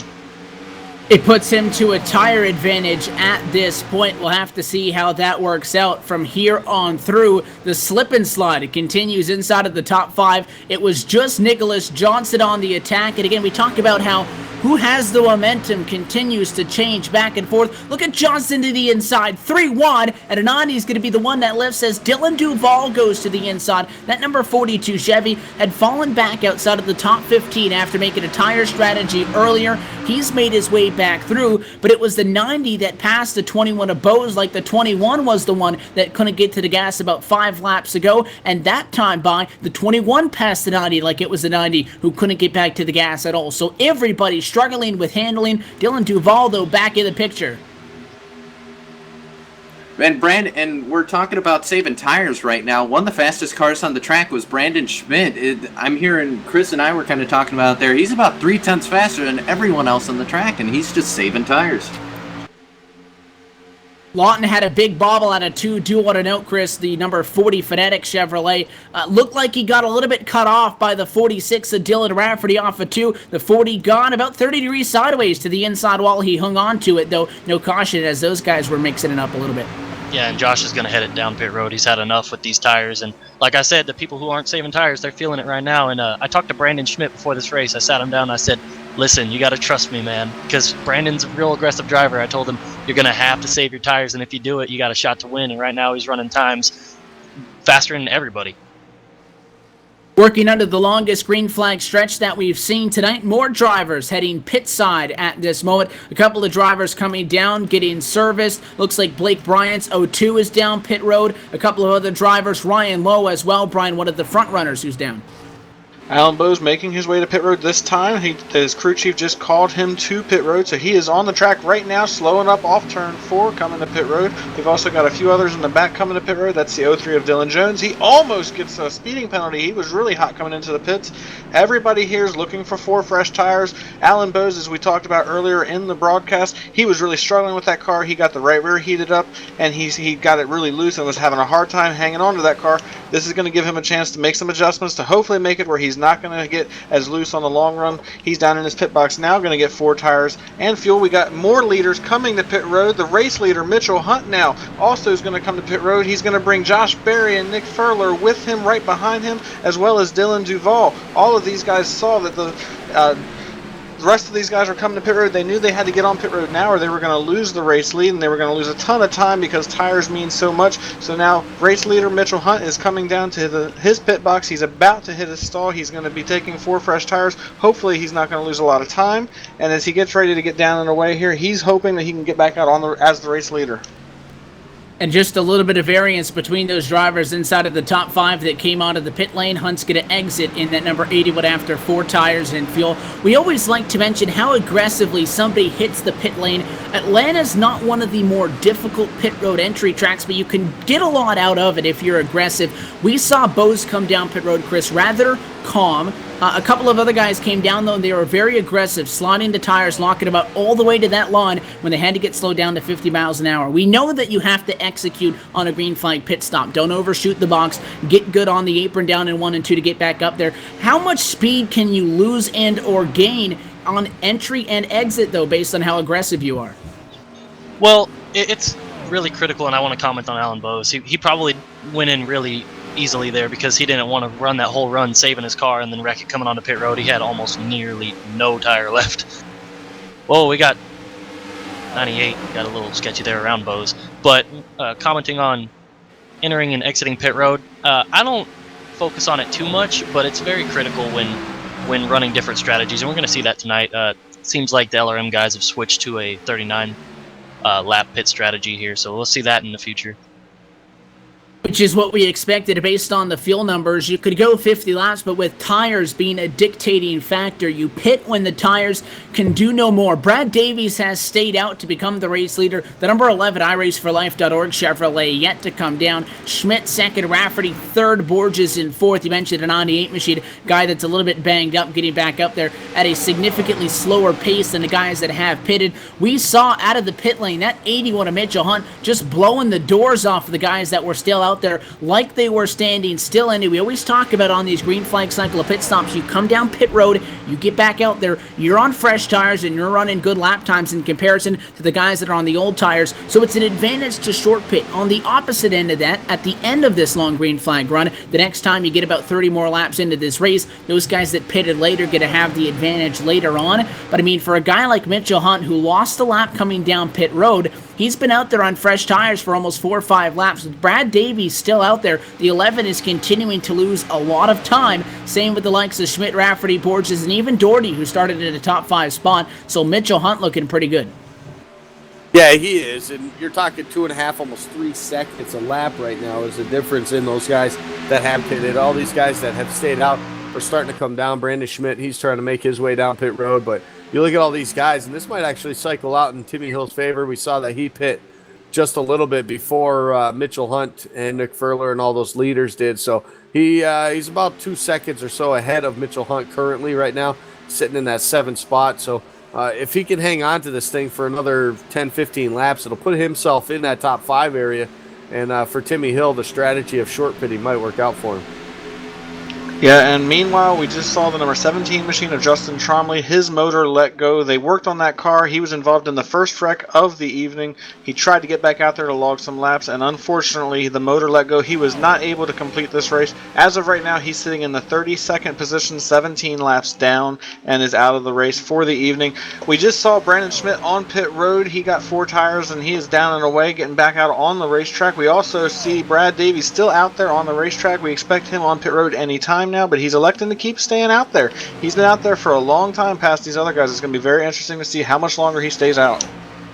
The one car at Timmy Hill going to go high at a turn 2. To the bottom goes Mitchell Hunt. That is the battle for what would become the race lead. And that 81 machine on the little bit of fresher tires after that one at Timmy Hill. Pitted much earlier than everybody else. In fact, he kind of got this green flag cycle of pit stops kicked off. He was out there with the tire advantage. Once Hunt pitted, it was the 81 in favor by about 3 or 4 laps. Better tires blew by him, so Mitchell Hunt going to get back to 3rd on the racetrack, leaving still just Brad Davies and Shane Doherty out, and that number 11 machine, Brian, back down in front of you. Brad Davies coming down to the pit lane. Shane Doherty will assume the race lead. Brad Davies finally decides to come to pit road here on lap 88, completing lap 88, coming to lap 89. It's believed he might have a speeding penalty. We're waiting for the iRacing officials to let us know. He's got 4 tires and fuel on his mind, just like everybody else. He lost a lot of track time by staying out there for as long as he did, so he's going to be in hard charging mode. And yes, he has a speeding penalty. He is still sitting in his pit box. He's going to have to sit there for at least 10 or 15 seconds to serve a speeding penalty. So this is really going to hurt his chances for the evening. It looks like this may have taken him out of contention. Now, the new race leader, Shane Daughtry, he's on pit road coming down. He's also going to look for 4 tires and fuel and did not get a speeding penalty the way that Brad Davies did. So down here, he's also looking to be out there and have to hard charge when he gets back out on the racetrack. He's going to lose a ton of time. He may actually end up 15 to 20 seconds behind the guys that have already pitted, if not more, because of how long he stayed out there. He slides into his pit box, and he's going to get 4 tires and be back out on the racetrack here in just a moment. Mitchell Hunt has retaken the race lead. Sometimes you can get a little bit of leniency with that pit road speed, but I think I clocked him at about 74 miles an hour at the line, and it's 50 on pit road. A little bit too much, so that gave him a 15-second penalty. He'll get back out there. I'm not a fan of the whole staying out a lot longer, so that on top of the fact that he got penalized for that, that puts him 1 lap down. Things not looking all that good for the 11 of Davies. Doherty had pitted the lap following, as you mentioned, Brian, so Shane Doherty going to get back out on the racetrack at about P24 at the moment. And Mitchell Hunt does end up in the race lead. Nick Furler has since surpassed Timmy Hill as well as Josh Berry, so the 81, the 55, and the 88 go to 1, 2, and 3. That's a good spot right there for that 55, Nick Furler. And right before pit stops, they were about 1.8 seconds away, so they've made up 4/10 over that run of green flag stops right there. So a pretty good job by him and his crew getting on off pit road, getting the service done. So something's obviously worked for that team, and hopefully they can find a little bit more speed here in the later second half of this race, and hopefully maybe knock out a little bit more of that lead and maybe battle Mitchell Hunt before this thing's over. Yeah, Hunt right now looks like he's in control, running 1.5 seconds in front. We've crossed the halfway point in this one. We close in on lap number 100. With that, let's take a look at your iRacing.com mid-race leaderboard presented by iRacing, the leader in motorsport simulations and the official sim racing partner of NASCAR. We'll run through them 1 through 43, beginning with your race leader, Mitchell Hunt, in the lead, 1.5 seconds out in front of Nick Furler, who's sits second. Josh Berry is third from 17th on the grid. The 2 drivers that made up the front row, Alan Bowes and Dylan Duvall, run P4 and 5 at the moment. Cody Bias to 6th, 7th is Dylan Jones, Timmy Hill 8th, 9th is Ryan Lowe, and Andy rounding out our top 10 is Nicholas Johnston. Yeah, Adam Gilliland made up some ground. He's up to that 11th spot. Running 12th right now is the 40 at Josh Lawton. Thomas Davis in the 83s running 13th. 14th goes to David Rattler. Greg McKinney is 15th. 16th is Logan Clampett. Trey Edson is 17th. Timu Evenin is 18th. 19th is Brandon Hoff. And Blake Bryant round out the top 20. 21st goes to Kyle Putz, while Jeff Ransdell is running in 22nd. Robin Williams in 23rd. Brandon Schmidt, he's running 24th right now. Dylan Rafferty He's running 25th. Ryan Borges, who was one of the last cars on pit road, he's 26th. 27th is Shane Doherty. He was, I believe, the last car on pit road. He's still one lap down. Joey Israelson's running 28th. Jason Jacoby is running 29th. And Brad Davies rounds out your top 30. 31st behind on Michael J. Johnson, 3 laps down. His car is pretty torn up out there. These guys on pretty much out of this race are starting with 26 laps down and 32nd for Justin Trombley. Andrew Fayash, the 33rd. Tyler Laughlin, 34th. 35th, Jacob Harberts. Rob Ackley, Stephen Gilbert, Byron Daly, Paul Kashiba, and Billy Price run through 40th. And then Alex Warren, Alex Scribner, and Damon Burnett round out your field of 43. This has been your iRacing.com Midway Race Break. Make sure to use the hashtag LSRTV from now through lap 167. Use the hashtag LSRTV on Twitter. Get in the conversation. One random tweeter at the end of this race going to walk away with a 1-year iRacing membership and $250 iRacing cash to be selected randomly, and that can apply to either a new or an existing iRacing membership. Again, that is the hashtag LSRTV. 2 laps shy of lap number 100. It is all Mitchell Hunt. He's 2.2 seconds in front of the field to Nick Furler and Josh Berry. With that, we'll step away for a brief moment. We go LSRTV nonstop, so you don't miss a moment of the action. It's all Mitchell Hunt at the moment, though. He leads the Atlanta 250, part of LSRTV's coverage of the NASCAR iRacing.com Pro Series.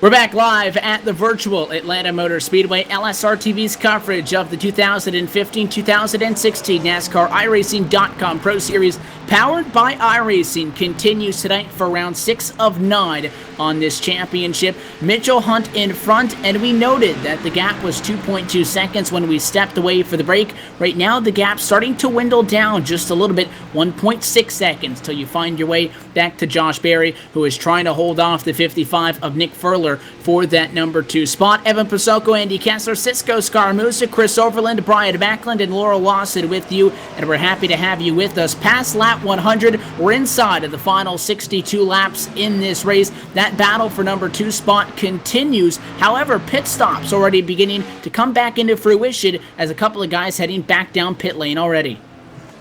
Yeah, we already saw the number 1 machine of Timmy Hill hit pit road just a few laps ago.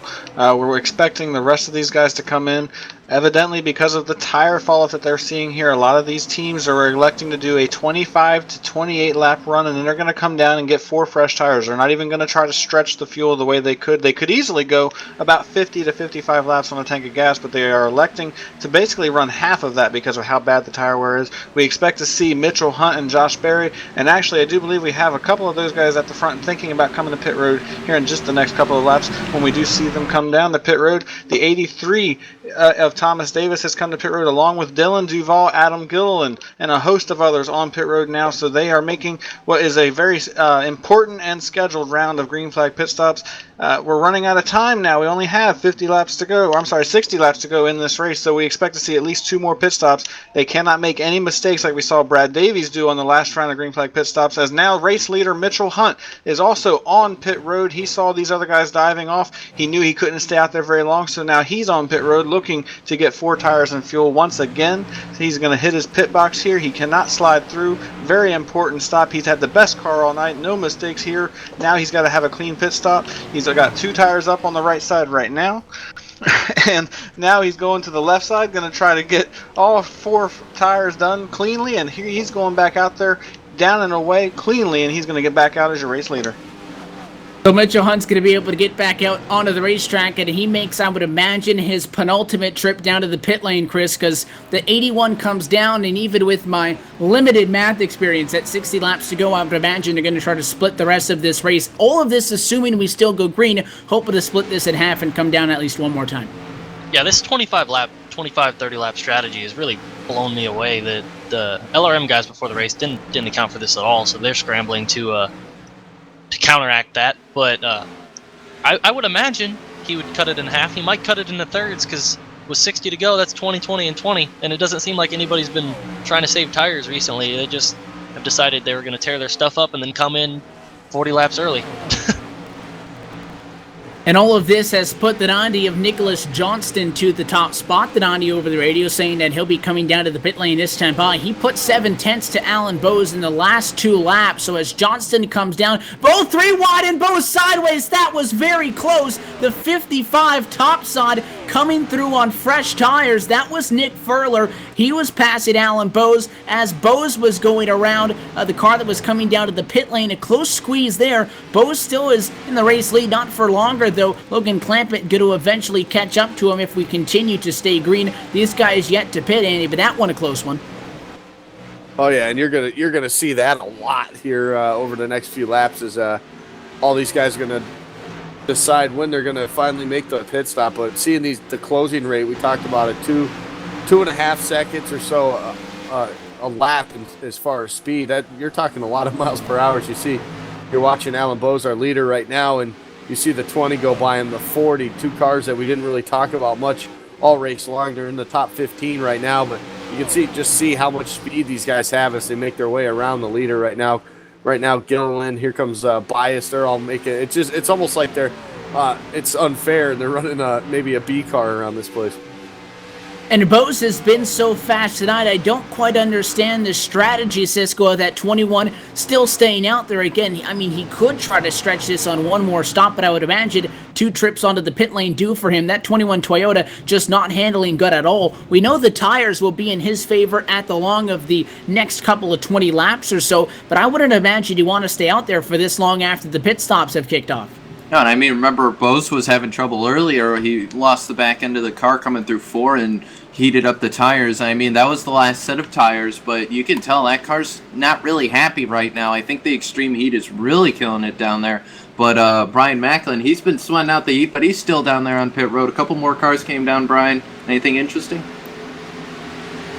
Yeah, we have a few more drivers just coming down. We have the number 90 machine. He was down just a few laps ago. He actually got a speeding penalty. There was a little bit of a mix-up with Alan Bowes on the racetrack. He dove to pit road, and while trying to avoid the wreck, he did get a speeding penalty, and that's going to hurt his chances for the evening. We're still expecting to see Alan Bowes and Logan Clampett, Dylan Rafferty, and a host of other drivers down on pit road for what should be scheduled pit stops any time now. We have not heard anything on the radio. A lot of the crew chiefs have elected to go silent. They're not telling us anything. They don't want us to know what their strategies are, so they apparently have something up their sleeves. It's just a matter of waiting and seeing what they're doing. So the gamesmanship starting to come into this race late. It is still Logan Clampett in front of the field. The number 44 leads the way, and he as well sideways at a 4, a spectacular save. That's going to allow the 21 opposed to get to the bumper. The 6 of Heinzen blows by on the fresh tires, so the 6 machine will take off, and we're side by side for the race lead. But not really, because we're talking about the drivers on speed. That's fresh tires, the 3 car. Hello, Brandon Schmidt on the bottom. The 44 and the 21, they are not fast at all, but they're still running 1-2. They've yet to come down to the pit lane, and they continue to struggle with the handling, and it's starting to cause a bottleneck behind them. The 46, the 25 trying to get through. They right now don't want a caution, and they might be their biggest risk. And Chris, these guys have been out on these old tires for a long time, and I mean, these cars are driving terrible right now. Nah, they're driving good. They're 1-2 right now. 3 wide. 3 wide again. It's still on the back straightaway. 4 wide to the bottom of the racetrack for the 98 machine. Again, you don't want to caution to mess up your strategy, but I think the biggest risk to your strategy right now is you. They're trying to stay high. They're trying to stay out of the way, Andy, but we see that a lot with lap cars in any series. You can stay high and stay out of the way, but it doesn't matter. Depending on where somebody catches you, it might just run out of options. That was a couple of close calls for both of those drivers. In all of that, the 46 of Dylan Rafferty has gone to the race lead. Yeah, Rafferty able to take advantage of the poor handling to these cars and being out on the racetrack as long as they have. So they're obviously trying something here, but it's not going to, I don't know, the way my math is, it's horrible, but I would imagine that somehow this isn't going to work out for these guys. But I'm sure they got somebody with the calculators trying to figure out laps, trying to figure out when they're going to pit and all this. So, maybe even try, at this point they can't even catch them under a caution and catch them a lap down because we got 24 cars showing on the lead lap. So I'm not sure exactly what the strategy is for these guys, but obviously right now their strategy is just basically to stay out on track as long as they can. Yeah, they could be waiting out of yellow. With all the speed differentials and new tires and old tires, we've seen 7 almost wrecks at this point. And a caution would definitely help someone like Kyle Putz, who got put back in the field when he had that contact with Thomas Davis. That would explain why he's out on old tires, but I think he just dropped on the pit road. So they begin to trickle down, but I think at this point, at lap 120, you have to be now expecting these guys to be doing it on 1 additional pit stop. Again, we mentioned at about lap 100, you got 2 pit stops left. That's what we expected to see. That's what Mitchell Hunt did. Alan Bowes, though, the 21 sideways again in turn 4. Somehow he saves it, and that put Logan Clampett in a tricky spot because the 44, if that 21 doesn't hang on to it, he's getting cross-checked into the fence. So that 44 of Clampett, he's trying to hang on to it. That's a perfect representation right there through the middle. There goes Mitchell Hunt. Mitchell Hunt has already completed a 4-tire pit stop, gotten back to these guys, and passed them. So even with that 1-stop strategy after lap 100, with Mitchell Hunt already completing one of his 2 stops, at this point, that 81 machine is now in front of them with better tires, and they both have an equal amount of pit stops they have to make. So it looks like that gamble may not be paying off for him. The only thing Bowes has going for him right now is that he's got 5 top 3 finishes so far in the first 5 races. So he can afford something like this to, if he ends up with a top 15 or something like that in this race, he can use this as his throwaway race. But looks like Bowes is now finally going to come down pit road here on lap number 122. So he's probably at this point, this is probably going to be the 21's last stop. Yeah, he will come down, but I don't think that's going to work, Brian. Let's see. Yeah, hearing on the radio for his crew chief, they are not going to bring this 21 machine back to pit road unless a caution comes out. They are going to take this as a chance to go out there and try to win the race. However, it looks like they may have given up too much time on the track. They're going to go a full lap down before they get back out there. Alan Bowe's in his pit box. He's looking for 4 tires and fuel. He also wants to get this car tightened up just a little bit. He's been struggling with the handling, especially later into the run. He's down and away, had a little bit of a slow stop there. He didn't get rolling as quickly as he would have liked, but he is back out on the racetrack and is going to try to take this home and maybe come home with a victory. Donnie, what a machine tags the fence. That's Shane Doherty from 9th position on the racetrack. He's able to hang on to that car, but through all of this, Mitchell Hunt has gone to the race lead. We talked about the disadvantage on the tires that those guys that we were talking about for a lot of that, including the 44 machine of Logan Clampin, including the 21 of Alan Bowes. They have since fallen outside the top 25. They're a lap down. They're now going to be in the better end of this, where they're going to be out there with fresh tires running better lap times than Mitchell Hunt and company. So when that 81 comes down to the pit lane, they should be in front of Hunt when he gets back out there. But I think with the fact that 81 having 2 shorter stints on the tires, Chris, it would still be a better bet to be going with those guys that are on the regular strategy, and that is one more trip down to the pit lane. Yeah, I mean, for Alan, thank goodness he's got the extra tires. We got one in the grass, guys. The 92 machine on the front, straightaway down, out, and in the grass. That is Jeff Ramsdell. He's able to hang on to that number 92 Toyota. He got sideways with the left side tires on the apron. Out in the grass, he'll get it back out there on the racetrack. Now his tires are heated, though, so the night not going to get any better for the 92 machine, who is running 1 lap down at the moment in P28 on the racetrack. Well, back there, we'll take a look at one of the full-screen replays there. Another close call. Turn 4 causing a lot of problems with guys getting loose and snapping loose. Turn 2 is more so guys getting up into the fence. Yeah, I think it's just them having a effect of them trying to oversteer this thing off the corner and battling with trying to be on full throttle off the corners too and get as much as they can out of these tires. But it's just been one of them crazy deals and just trying to figure out everybody's strategy and what they're trying to figure out, what they're trying to run. And you look at the 21 right now at Bowes and how fast he is on the track as opposed to these other guys that have been out there for a while. He's obviously making some ground up on as far as time-wise, but as far as the laps running out in this race, you got a long way to go for him to be able to make this thing stick. Just inside now of 40 laps to go, and Mitchell Hunt continues to stay out. Once you hit about lap 133, these guys are cutting it to the halfway point in which they were last down to the pit lane. That's where you could most likely expect them to come in and get service done to those cars. A little bit of a battle going on back of the pack with the 09 of David Rattler, and on top side, the 03 of Dylan C. Jones. That is side by side for 9th. Down the back straightaway, they'll go 3 wide. Look at the inside of the racetrack. How about the 46 of Dylan Rafferty? He'll power around on fresh tires from 24th position, but this behind them, the 09 and the 03, one of our battles inside of the top 10. Meanwhile, it is 14 seconds behind the race leader. And we have a couple cars on pit road. The 55, he hit pit road. That's Nick Furler. He's coming down probably to get his what might be his last set of tires right now. Meanwhile, still watching that battle. Looks like the 09 of Rattler's been able to pull away from the 03 of Jones. Well, it looks like the fresh tires are starting to make a difference here as we're seeing these guys getting passed kind of by, the later stages of people who hit pit road. People like Shane Doherty, who came in later of the last group. But right now, Hunt still leads, and he's got a huge lead right now.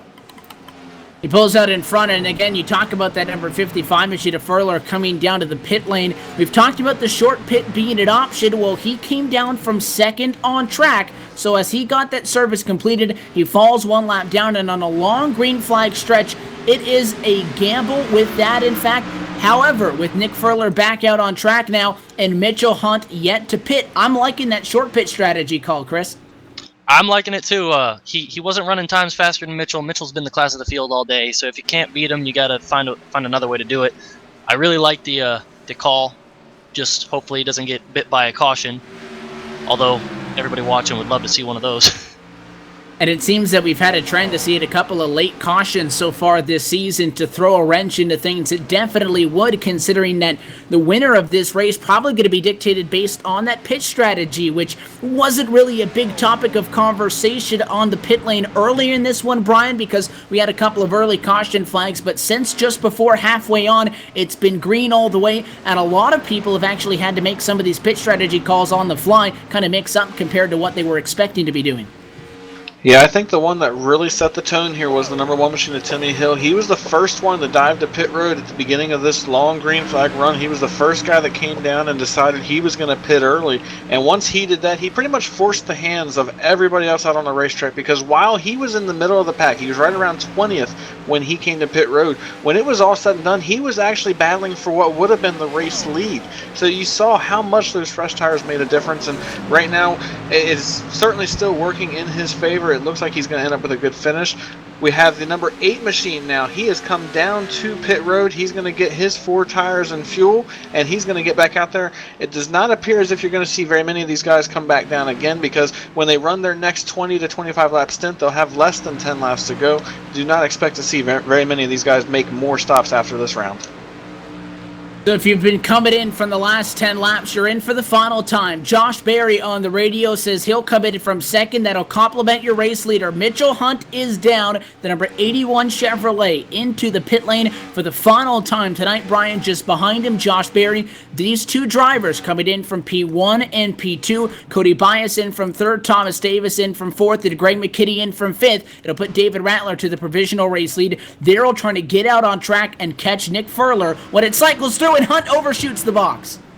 Mitchell Hunt missed his pit box. We talked about it on the last round of pit stops. You cannot make any mistakes, and he made a crucial mistake right there. That hopefully will not cost him. He had a pretty good lead, but it could cost him a shot at the race as he comes off pit road. He's still going to get his 4 tires and fuel. He'll beat Josh Berry off pit road just barely. Josh Berry was way behind him when they came down pit road, but he closed the gap big time because of that mistake by Mitchell Hunt. We also saw Cody Bias come down, and he got 4 tires and fuel. He's back out there as well. We saw a host of our race leaders come down for what we believe is going to be their final pit stop of the evening.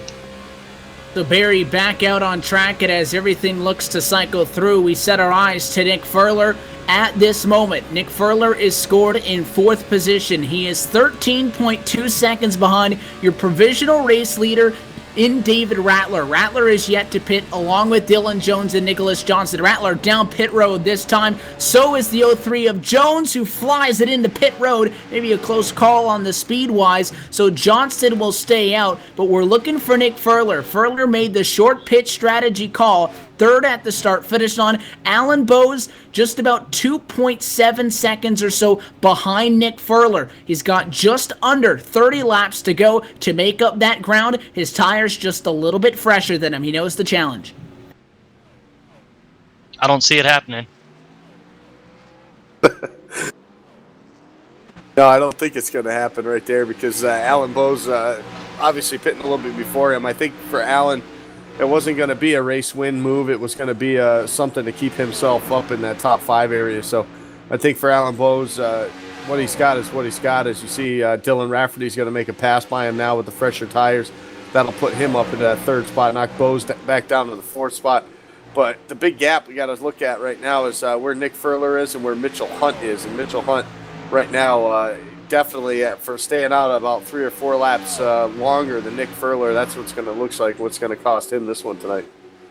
Nicholas Johnston brings the number 90 Chevrolet down pit road, so he comes in from 2nd. He was another guy, kind of like the 44 Clampett and the 21 Bowes, that was on the same strategy as these guys. They mixed it up a little bit, and with that 90 car coming down pit road after he had already gotten passed by Nick Furler, who had already completed his service, that's not going to be anywhere near the result Johnston would have wanted out of tonight. And it's a big kind of pack right now, as we saw the 03 and the 09 of Rattler and Jones kind of catch up to these guys who've been out there a while, especially Bowes. And Dylan actually took it wide out, 3 wide out of 2, made it work in the middle. And we're seeing Rattler now just go past the 21. And it looks like the 92's having a little bit of connection issues. Not good, because there goes the Rattler. There goes Rattler to the inside. He's going to go into turn 3 and also get the 02 here. As they come through 4 right now, those cars are flying on those new tires. I like So that. the The 92 Rattler. machine stays topside. He'll get out of the way. The connection problems continue for Ramsdale, who's 2 laps at a negative. So this is what we're seeing. It's Bose who is on those old tires, sliding back. Again, he does not plan on pitting for the rest of this race. You're 6 seconds behind the leader. You don't want to be a lap and 6 seconds behind. That's where he'd be if he were to pit. That's not in a spot to be able to catch him. So the gamble, not going to work out if he's looking for a win tonight. Clamp it on the same strategy back into P4. Nick Furler, though, out in the lead. And we talked about the problems in the bobble, really, for at-time race leader before all of this began to cycle back through with the 81 of Mitchell Hunt. Well, in P6 right now, he is 11.9 seconds back in 6th spot. In between him and Nick Furler are Shane Doherty in 5th, Logan Clamp at 4th, Alan Bowes 3rd, and Dylan Rafferty in the number 2 position. At this moment, Nick Furler looks like he may have just pulled the rabbit out of the hat, and he's getting the job done up front right now, working lap 144 of 167. He is hoping, though, that this stays green, and the chance of a caution based on the statistics rather high in the closing 20 laps, because everybody going to get a little bit more aggressive. Yeah, we got another stat to look at here, and unfortunately, my friend Brian Schoenberg isn't going to like this. The 55 car does not win in the Pro Series level very often. And Schoenberg, I know he's gotten so close so many times. Now Nick Furler taking over that 55 machine. Let's hope that the curse of the 55 doesn't strike him here. And I'd knock on wood if I were you for bringing up not hoping any bad luck onto that. Yeah, He'll ride the apologies. bottom. He's trying to stay out of the way. You can tell he's just making it to the end. Dylan Jones will pass him. The 03 unlaps himself the old school way outside of the racetrack. He'll go to the last spot on the lead lap in P20. So 20 drivers on the lead lap at the moment. Nick Fuller is running 29.8. That was his last lap time. Behind him, you got Dylan Rafferty running a 32. Bose is a 35 and Clamp at a 34.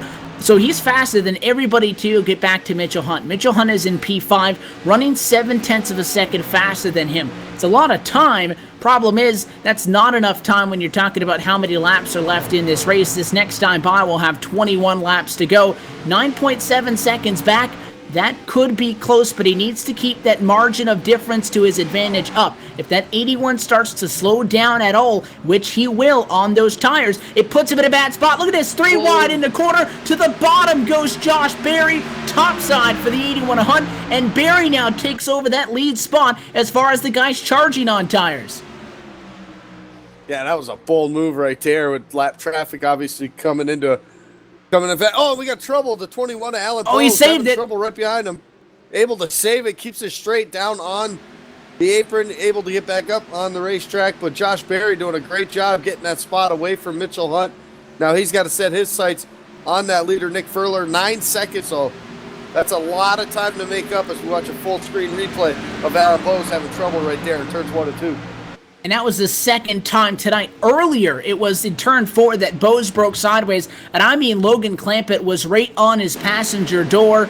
Good save by the 21. Clampett gets on through. Same scenario there. And Alan Bowes, the handling, basically gone on that DragonTech.com Toyota. He's in the fence again in turns 1 and 2 at this point. He's just trying to limp that car home. Rafferty still in second. Josh Berry up to third. Though we've been talking about Mitchell Hunt. Well, Mitchell Hunt makes the pass right back on him. So this time by at 19 laps to go. Josh Berry going to go to third. It is now Mitchell Hunt, rather, in that third spot, and it'll drop Josh Berry back to fourth. 7.8 seconds. They're going to catch Dylan Rafferty in the next 1 or 2 laps. It's no question that unless they have some sort of a major issue, it'll be Hunt and Berry on the podium. They still want to catch Nick Furler. Furler trying to outrun him.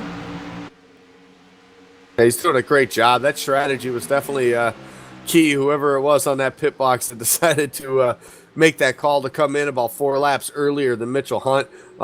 That, we talked about it. I know Chris talked about it, being that he wasn't going to beat him on the same strategy. He obviously had to do something different to try to get the win. He did something different. He's in position to get the win. Now the problem is, can his tires and can he hold them off? I'm not sure. This is going to be one of the longer runs of the night. We've seen Alan Bowes trying to do the same thing. He's going to end up going around 40 laps, and we've seen how that's worked out for him. So hopefully Nick can hold on to it. And I'm going to quote one of the great NASCAR drivers of all time, Darrell Waltrip. It might be one of those fantastic Atlanta finishes we were used to seeing here.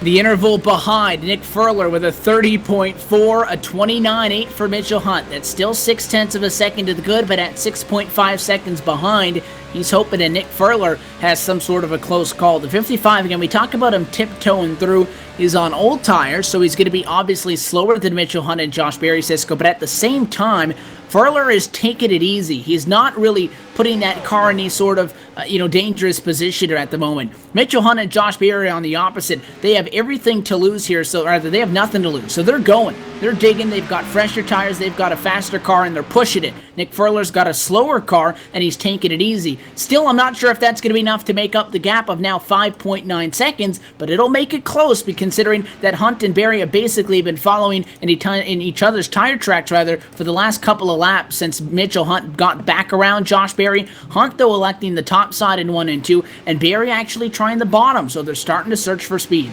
Yeah, I mean, these guys have been going at it, and we only have about 14 laps here at the line that these guys will have to catch Furler, and by racing each other, they're really just kind of doing themselves in. But looks like Alan Bose just got huge in the wall there. That 21 machine, big wallop in the wall. Old tires, he caught the fence a little bit earlier, got the tires heated up, broke sideways, Chris, and it's been downhill from there for Alan Bose. Yeah, he's going to pit this time. He killed it.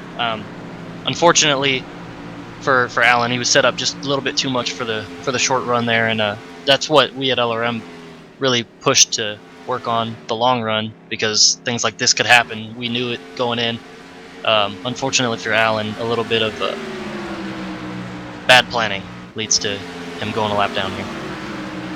So he's not going to be able to go back to back to back. He did win the last 2 races and is the points leader, so he is looking to maybe stop the bleeding in this one and just try to get a decent finish out of it. So far, his worst result has been, a third place finish. So tonight's obviously going to be his drop, so he'll still be pretty good in the points. But you don't want to have this race be that bad, because still with 3 races to go, you try to recover. This race did look like it was going to be determined on that short run speed, though. We saw decently length green flag stints early with a couple of cautions thrown into those opening 60 laps or so. But since then, through the halfway point, through lap 100, and now to this point, in which your race leader, Nick Furler, going to be taking 11 laps to go the next time by, we have been green all the way. The gap back to Mitchell Hunt is 3.3 seconds. Now in the window with that 81 and the 88, they can start to see that 55 in front of them. They're going to start to dig a little bit more and a little bit more. This is a very treacherous track, though, so although you're pushing that car, you can't get overzealous with it.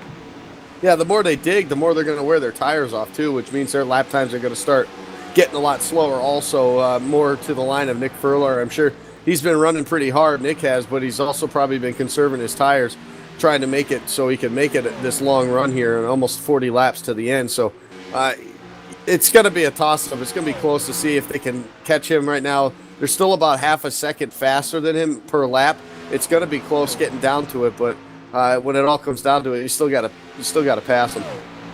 I would argue, we always say that catching somebody is one thing, passing them is another, but if you're going 0.5 of a second difference per lap, I can't imagine it being that difficult to get around somebody, Cisco. The gap, 2.1 seconds at lap 158. We'll take 159 this time by, just at about 8 laps to go, and another 0.5 of a second loss for Nick Furler. He maybe now wants a caution because that 81 on the doorstep.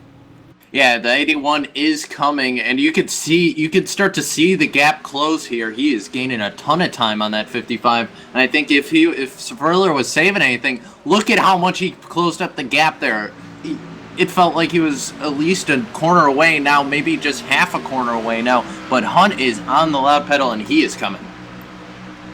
At lap 160, not only is it going to be a big difference in speed for your race leaders, there's quite a bit of lap traffic out in front. In fact, there's a huge pack for about P30 off of turn number 2. Not going to be a factor when Mitchell Hunt catches Nick Furler. He should be there before they catch that pack. I'm thinking more Josh Berry trying to chase down Mitchell Hunt for the race win. If he can successfully do that, then they might have to deal with this. But Mitchell Hunt is there. Lap 160 to the books. This time by 7 to go go to the bottom of the racetrack, side by side for the race lead in the final 10 laps. Caution flag will is fly. out. Who had Your the lead? leaders were side by side when the yellow was thrown. There's problems back in the pack, and it is going to give Nick Furler the race lead and one final restart. Are you kidding me? Wow. This is just really going to set it up. They were side. It's not even like he was catching him. I mean, they were side by side. That's a toss-up to who gets the lead, and the sim is going to put Nick Furler in the lead. I said he wanted a caution. You'll take a look at the replay again. Nick Furler had just lost this race. The caution flag saves him, and I believe we may get a 1 or 2 lap shootout out of it still. We're definitely going to get 1 lap at least, and I mean, either way, I think that this is bad news for Nick Furler because he's on 40 lap old tires. I honestly, if this thing goes green, the first car who pits is going to win the race, because whoever can get the fresh tires and put it on the wall pretty much and just keep it matted is going to come flying through the field, because I mean, Nick Furler is falling off 3 seconds. I don't see this ending well for him unless everybody somehow stays out, and I don't see that happening in a million years. No way. And that accident happened in and around that large pack that we were talking about of lap traffic in which your leaders were going to be catching. So behind the pace car, Nick Furler, Mitchell Hunt, Josh Berry, Cody Bias, and Dylan Duvall run 1 through 5. Do you come down to the pit lane? The 55 stays out. Mitchell Hunt comes down, but it looks like almost everybody else staying out as well. Interesting. It's a split call, which I was expecting. Once Furler stayed out, I thought everybody would be down. Josh Berry stays out. Mitchell Hunt, the first driver in, though it's almost a 50-50 split. The plot thickens. Yeah, the problem, though, is I don't think Mitchell Hunt's going to have enough time to get back up through the field. I know Chris said if he can mat it up on the outside wall there, but I just think he's going to have too many cars to get around. Bias stayed out. Duvall stayed out. I mean, there's just too many cars, I believe, that stayed out that's going to even maybe possibly give the 81 a chance for this. I really think that he should have stayed out there, but it's one of them things when you're up at the front of the pack when pit road opens like this late in the race. You're damned if you do, damned if you don't. If you don't come down, everybody else behind you does. If you do stay out, you know, it's a crapshoot, and Mitchell Hunt went for it, and nobody else behind him really bid on it. So that's a tough break for the 81 right there. And another thing that we need to think about, we did have about 8 cars stay out, but those 8 cars are going to be restarting on old hot tires at a hot racetrack, 114 degrees the track temperature. I don't see us making it 100 feet without someone spinning the tires and spinning out. Depends on whether or not we get a 1-lap shootout, whether or not this thing finishes under green flag conditions. But I definitely would expect a big crash here on the restart. If we get a 1-lap restart, again, there are no green-white checkers in the iRacing service. If we get a 1-lap restart and we wreck, doesn't matter. We're coming back to the start-finish line. That's probably a scenario where the guys back there would like to have, but they want as many laps as they can to get there. Problem is, if we're talking about a 2-lap to go restart, which if the lights come off the next time by, we will see 2 laps to go, 166 and 167, if we wreck on that opening lap. And we saw it get pretty hairy with 1 driver on 2 tires early. We're talking about 8 guys on 30-lap old tires in front of an entire half back of the pack that is running on 4 tires. There is a good chance that you don't make it back to that white flag. This is completely up in the air at this point. Mitchell Hunt is P8. The 7 drivers that stay out are Nick Furler, Josh Berry, Cody Bias, Dylan Duvall, Thomas Davis, Greg McKinney, and David Rattler. Mitchell Hunt is the first driver on 4 tires, as well as Adam Gilliland, Dylan Rafferty through the top 10, and everybody else. But Brian, that was definitely an interesting exchange of pit stops. Yeah, Mitchell was a little disappointed that more guys didn't come down, but his crew chief stayed on the radio and stayed positive, telling him there was only 7 guys you've got to pass. You've had the best car all night, and now we need the driver to do the work that he's done all night long. They are trying to coach him up as much as possible to get him back out there and have as much confidence as he can. And the 1 to go was given to these race cars. They are going to go back green and have a 2-lap shootout. We're going to have a green-white checkered. Even though iRacing doesn't have those, we're still going to see one. Well, this is it, Evan. We're going to get lap 166 here at the line, and I'm pretty sure Chris called it right on the nose. It's going to be another one of those fantastic Atlanta finishes. Something big's going to happen here. We could see big junk. We could see, Hunt on the outside just manning it. I don't know. Only time will tell. Although it's not officially one because we don't go to overtime, it'll be a green-white checker.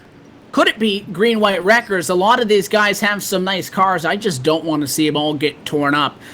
This should be interesting, to say the least. You have 23 drivers on the lead lap, in which the top 7 of them have old tires, 50-lap old tires on a 114-degree racetrack. We will see how this plays out. What can Mitchell Hunt do? If we get to the white flag, we'll race it out. If we have a caution before then, this race will end at a slowed pace. We'll see how this shakes out. The pace car down and away. Nick Furler going to lead the field at a turn 4. Green flag in the air. Tire spin topside for Josh Berry. We're back underway. 2 to go. And an 88 machine, although he's on 2 tires, he's got a big run topside. Josh Berry to the race lead. Good battle right there. Josh Berry, obviously, with the fresher tires, he's going to overpower Furler on that outside, move him up to that 4 top wide spot. out of 2. Look out. Oh, big wreck. 4 wide behind him with Mitchell. Rattler got tagged. Up the racetrack. He spins. Caution flag is out. The big one down the back straightaway. And sailing off in 3 and 4 is Josh Berry. The Speedco Chevy will take the yellow and the white together. And something that was almost overlooked there, Cisco, the fact that we're talking about the top 7 old tires. They're on back 4. But inside of those guys on old tires, Nick Furler had significantly worse tires than Josh Berry. Berry was plowing through the field with Mitchell Hunt before the caution because they had fresher tires. So Josh Berry makes the pass topside. He'll win this race, and that big junk, I think, out of 2 was expected. 5 wide doesn't normally work in an intermediate racetrack. No, it doesn't look like the 44 and the 09 got together coming out at 2, and it was just a big junk right there, and 2 for 2. Dylan Jones makes it through that one, caught a little bit of the wall, but just a huge wreck right there, and that took out a bunch of cars that were sitting there up there with new tires, maybe trying to make something happen, but you're absolutely right. 5 wide does not work at Atlanta. Although it may not put him to the top spot, Josh Berry has had a very good season so far, and he's going to get it into victory lane this time at Atlanta. Turn 4, the checkered and the yellow fly alongside. Josh Berry, your winner in round 6 at Atlanta. He'll win the Atlanta 250 in the 2015-2016 NASCAR iRacing.com Pro Series. Chris, is that what you expected to happen? Yes and no. I didn't expect the wreck to happen the way it did with Clampett just getting into the back of Rattler and getting him a little out of shape. I think if Rattler had spun to the inside, the wreck had an accordion so far back, we might have seen another few feet of racing there. And I really wanted to see Mitchell get up there and see what he could have done with the 88, because he passed so many cars that first corner. I don't know where he was. He was able to dig up to P6 by the end of it all, a race that he thought should have been his, and if the caution there late came out maybe 5 seconds later, it probably would have. But Josh Berry gets the job done. One of the 2 NASCAR National Touring Series drivers in this year's Pro Field, drive it in the NASCAR Xfinity Series. He gets the win in the NASCAR iRacing.com Pro Series, celebrated on the front stretch at Atlanta. We hope to talk with him and some of the rest of your top finishers at Atlanta. So with that, we step away for the final time. We'll come back for the LSRTV post-race show in a moment. You're watching the NASCAR iRacing.com Pro Series on iRacing.com and on LSRTV, the voice of sim racing.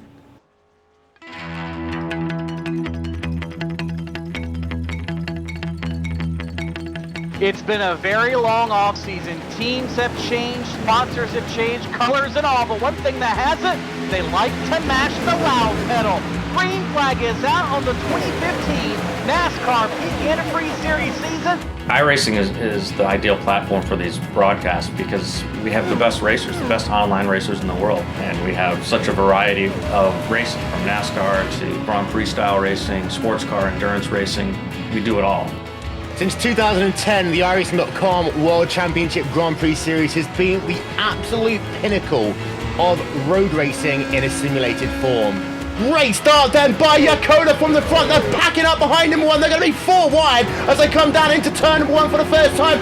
Will they make it through that first corner? You can see them funneling through the center S's. It looks as though everyone is just about made it through. We have got ourselves some contact though, Rachel. Side by side going into turns 3 and 4. Humpy's got the advantage, but Ottinger's not going to. Oh, he got into him! Ottinger gets into the 58, turns right into him, and that ends Ottinger's run.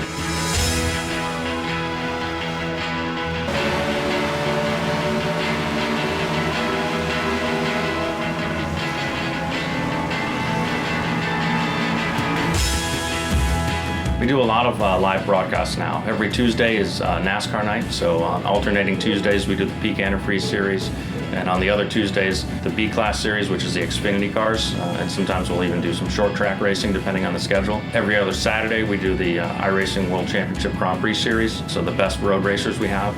And we also broadcast some special events, including the Endurance Championship, which is part of the Road Warrior series. So we broadcast the Daytona 24, the Sebring 12-hour, we'll do the Watkins Glen 6-hour, several other races along there. And then, of course, the iRacing Pro Racing Champions, which is usually our biggest and most watched event of the year.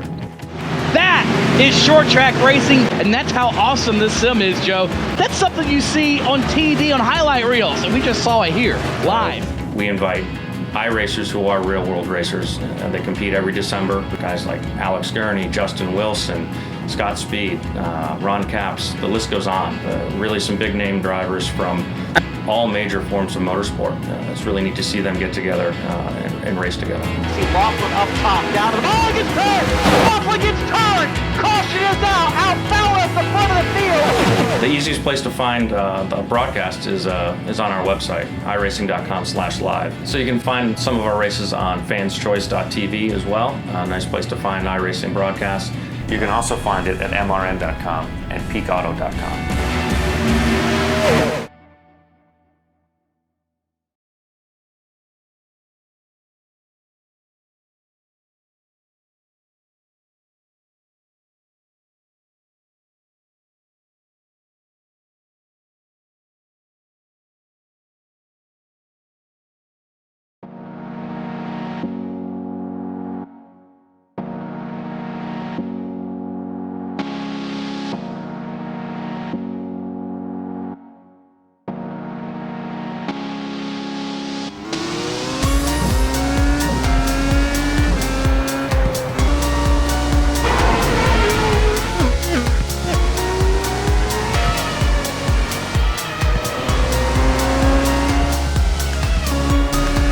Cars are lined up on the grid. The iRacing.com World Championship Grand Prix Series. We are underway. They all come down into turn 1 for the first time.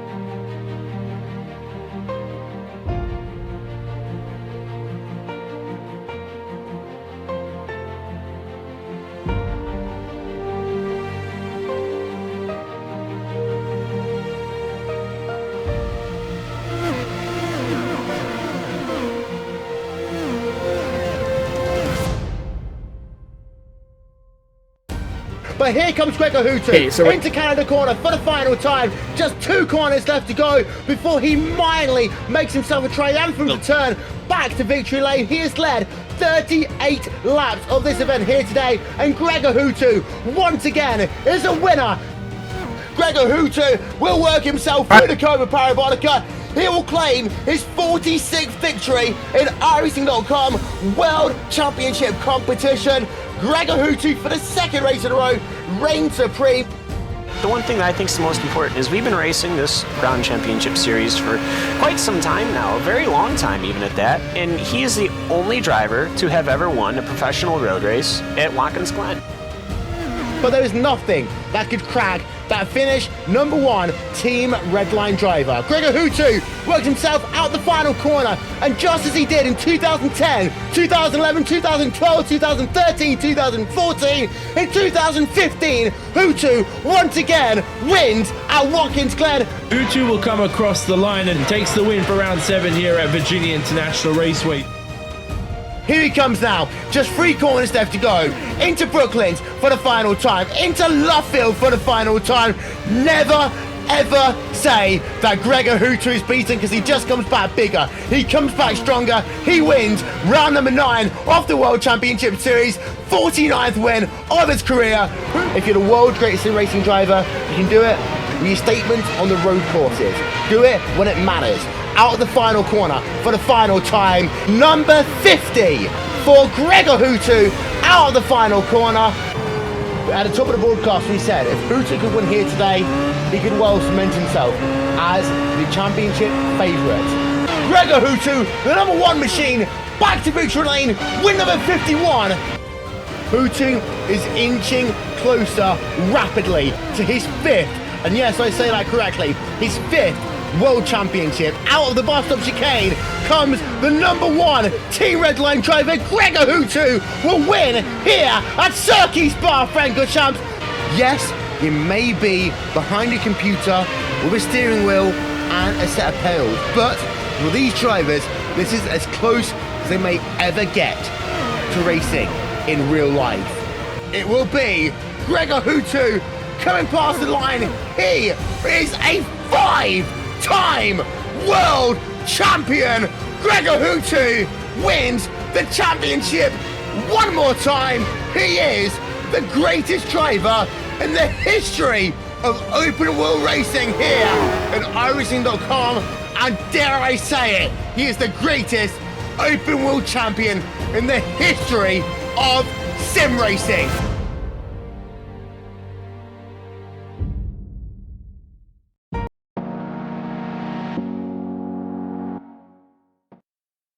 We're back live at the virtual Atlanta Motor Speedway post-race for the Atlanta 250 round 6 of 9 on the 2015-2016 NASCAR iRacing.com Pro Series, powered by iRacing, is in the books.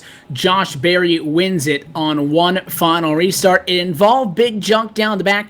One driver that was in the conversation all night long that was not in the conversation late was Alan Bowes. We watched the 21's race fall apart late. He ended up with a 31 place result, 7 laps down in Brian Backlund. You've caught up with the driver down on the pit lane. Yeah, I have caught up with driver number 21, Alan Bowes. You won the last 2 races in the row, obviously tonight, not the result you were looking for. What happened out there, Alan? I really don't know. Car just wasn't quite as good as it's been in recent weeks, and I really felt that in the long run, especially that last run. I'm not really sure what happened on the last run, but hey, you know what? It's racing. We had a drop week, and this will be my drop week. Yeah, unfortunately for you, you've had a really good start to the Pro Series, averaging inside the top 3 in pretty much every single race that you've gotten. When we go to Kentucky next week, what do you expect? Do you expect to see a lot of what we saw tonight, the long green flag runs and the massive tire fall-off? And if so, what is your plan to make sure that next week doesn't turn out the way that this week did? As far as the long runs, we probably could see it. It seems like the tracks that we've had, the really hot weather, it seems like people are more cautious, and longer runs seem to happen. The only thing I could say to that last one is just got to put a little bit more time into it. Probably something that we didn't do enough of. Didn't put enough time into it. I didn't put enough time into it, and went into this race just not really sure what the car could do. All right, Alan, well, we hope to see you back up front where you belong when we go back to racing on January 5th at Kentucky. Real quick before we do let you go, just want to give you a chance to say thank you to your sponsors and any friends or family you want to say hi to back at home. I got to thank Dead Zone Racing, of course. Dustin Langert, he put in a lot of time, and I'm sure he's going to use that race right there as something that he's going to benchmark it off of and make it better for Kentucky. So, we'll come back for Kentucky real strong. Got to thank Ian Plash. He every week he spots for me. He did a great job again tonight, especially through those pretty sticky situations with the leaders getting around us and all that. But got to thank all my teammates: Blake Bryant, Shane Doherty, Logan Clampett, who had a good run up until the end of night. Brandon Hoff, Ryan Lowe. I think that's everybody. But I got to also thank my sponsors: Drac and Tech, RAR Chevette. Those guys, they stick with me a lot, and I can't thank them enough for that. All right, Alan, thank you. We look forward to seeing you back at the front. That was Alan Bose, finished 31st here tonight at the Atlanta Motor Speedway. We're going to move a little bit further down pit road where Chris Overland, I believe you've caught up with the driver who's gotten 3 consecutive top 5 finishes now, Adam Gilliland. Yeah, this is going to be a first for me. We got Adam Gilliland, driver of the number 8 Ascors Racing Toyota. Adam, one of the people who was able to play pit strategy to his advantage there, started 25th, moved up to 5th. Adam, tell us about your car, how you were able to get up through the field there at that crazy restart. Yeah, bud, we had a good car. Didn't put it flat in 3 and 4 in the Q lap like I should have. Looking back at it, I guess everyone ran flat, so really hurt myself on the starting position there. But was smart the whole race up there and 8th before the final restart, and thought I had it won after getting fresh tires and going into the 3 before that final caution, 5th, and seeing the leaders right there. But with how the season's gone and the last 2 weeks, especially been getting 5th the last 2 weeks, it's great to get another 5th. Yeah, you've been 2-stepping your way up point standings there. Now, talk about Kentucky coming up. I know back in 2011, I believe it was, you had a 2nd place finish there. So this track's pretty good for you. So talk about how you're going to continue continue your momentum at Kentucky. Yeah, I'm glad you remember that. That was a good day for all of us. But not for me. But no, I've always liked Kentucky. I've had some good success there. But the thing about it is, looking at the schedule, it appears we're gonna have a day race at Kentucky, and I don't think I've ever raced daytime in Kentucky in the Cup car. I've done it in the B car a couple times, but it's gonna be a different animal in the daytime. We're gonna be sliding all over, and hopefully we can move around like we did tonight at Atlanta. That was so much fun being able to run anywhere in 1 and 2 and run a little bit up in 3 and 4. But Kentucky, it's wide, it's bumpy, it should be fun. I mentioned Ascors Racing being on the hood of your car. I know you got a lot of people, especially you better have had a spotter leading you through that carnage there at the end. So talk a little bit about the people who helped make it happen for the number 8. Yeah, I got to thank everyone at Aftermath Motorsports for the hard work. They put a lot in this week, and it showed. Also got to thank, like you said, spotting Michael Conti and Jason Loafing and Brian Schoenberg. They did a great job keeping me calm all night and getting me through the wrecks, and really proud of them. And also got to thank my sponsors: Gary Mercer Trucking, DraftKings, CorePipe, U-Haul, Tim's Corner Motorsports, Toyota, Alpine Stars, TimHill.com, EJ Brakes, H Media, and of course Ascors. And obviously you guys for putting on the broadcast. Appreciate it. Another solid run for Adam Gilliland. Appreciate you coming out and talking to me, Adam. Now we've got Cisco here with the 42 of Dylan Duvall. Yeah, I've caught up with Dylan here on pit road, and Dylan, it was an eventful night for you in the 42 team. You had that kind of scare there, got up into the wall after staying out. Talk us through the race, man. Yeah, it was definitely an eventful race. It was awesome to get my first pole. That's a big accomplishment for me. Yeah, so that was good, and then led the first couple laps, which was also good, and then I decided to be bad and drive myself into the wall. And yeah, that wasn't good, but I don't know. We had a really good recovery. Fell back to like 15th after a bad pit call and drove all the way back up through, so I can't complain at all. Another good finish. Just trying to make it into peak, and that helps a lot. Well, we were talking, it was a storyline all night, just how hot it was out there. And I mean, cars were flying everywhere. What were you feeling out there? Because I mean, we were looking at track temps of well above 100 degrees out there. Yeah, it was definitely really slick. It really came down to how much you conserved and how well of a long run setup you had. And I feel that's what I had tonight, was a really good long run car. I felt Josh and Mitch and those guys would pull me for the first 2/3. I wouldn't get all my time back, but I'd get like 2/3 of it back, and that was good for the conditions we had. I just wish I would have had a little bit more short run speed to try to contend with them, but they're on their own level tonight. They did a really good job. All right, Dylan. Well, you finished 4th tonight. You had a great run all night. Who gets it done for you? Thanks. First, I have to thank Brandon Hawk Racing. Check them out on Facebook. Infinite Creative Solutions. A few of those paint schemes throughout the field tonight. iCar Racing Lead. Tim Tim's Corner Motorsports and Tim Terry. I think that's about it. And my teammates and my team, obviously, the team, have to thank them a lot because they had a really good car tonight, and it can't thank them enough. Like, their help this season has been unbelievable. Well, that's your fourth place finisher. Dylan Duval had a great run all night. He finishes fourth tonight, and I believe Andy has caught up. I believe with I'm looking right now. Cody Bias. He's caught up with Cody Bias. That's right. I am down here on pit road with driver the Infinite Creative Solutions Chevy, and Cody. It's been a while since the first race of the season. You pulled out the big win at Texas, but you've struggled over the past few weeks. You finally get yourself back up in the top three. It's got to be pretty exciting, at least good for the confidence to get yourself back up there. Yeah, it's definitely the right time to get a good finish. So far, the early season, other than Texas, we've been pretty good. Just haven't had the luck so far, but it's just good to get a top 5 going into a little mini break here to try to regroup and make one last push to the end of the season. Yeah, it's obviously with the way Alan Bowes and the rest of those guys up in the top have run and over these few weeks that you guys have struggled. Obviously, to keep yourself up in the top 10, put yourself in a good position here to move on to the Peak Series come next season. It's got to be on your mind. Obviously, you want to run consistent week in and week out. Still got 3 more races to do it, but talk about this race a little bit there. Kind of a wild one, different strategies. It looked like it was going to be a kind of a short run race at the beginning, but then all the guys kind of settled down. We had a long green flag runs. Ended up being a lot of guys deciding to really short pit, and that really changed everybody's strategy out there. Yeah, it started off basically right away with all the differing strategies. Unfortunately, we were on the other side again at the start of the race when we decided to stay out after I think it was like a 4 or 5 lap run. And we just got eaten up by everybody on the tires. It was just hard to hang on. We just had to try to hang on and try to minimize the damage. And we fell back to I think around 12th or 13th. And we got another caution, 4 tires, and we drove our way back up into I believe the top 5. But by that time, I used all the tires up on it and started falling back a little bit.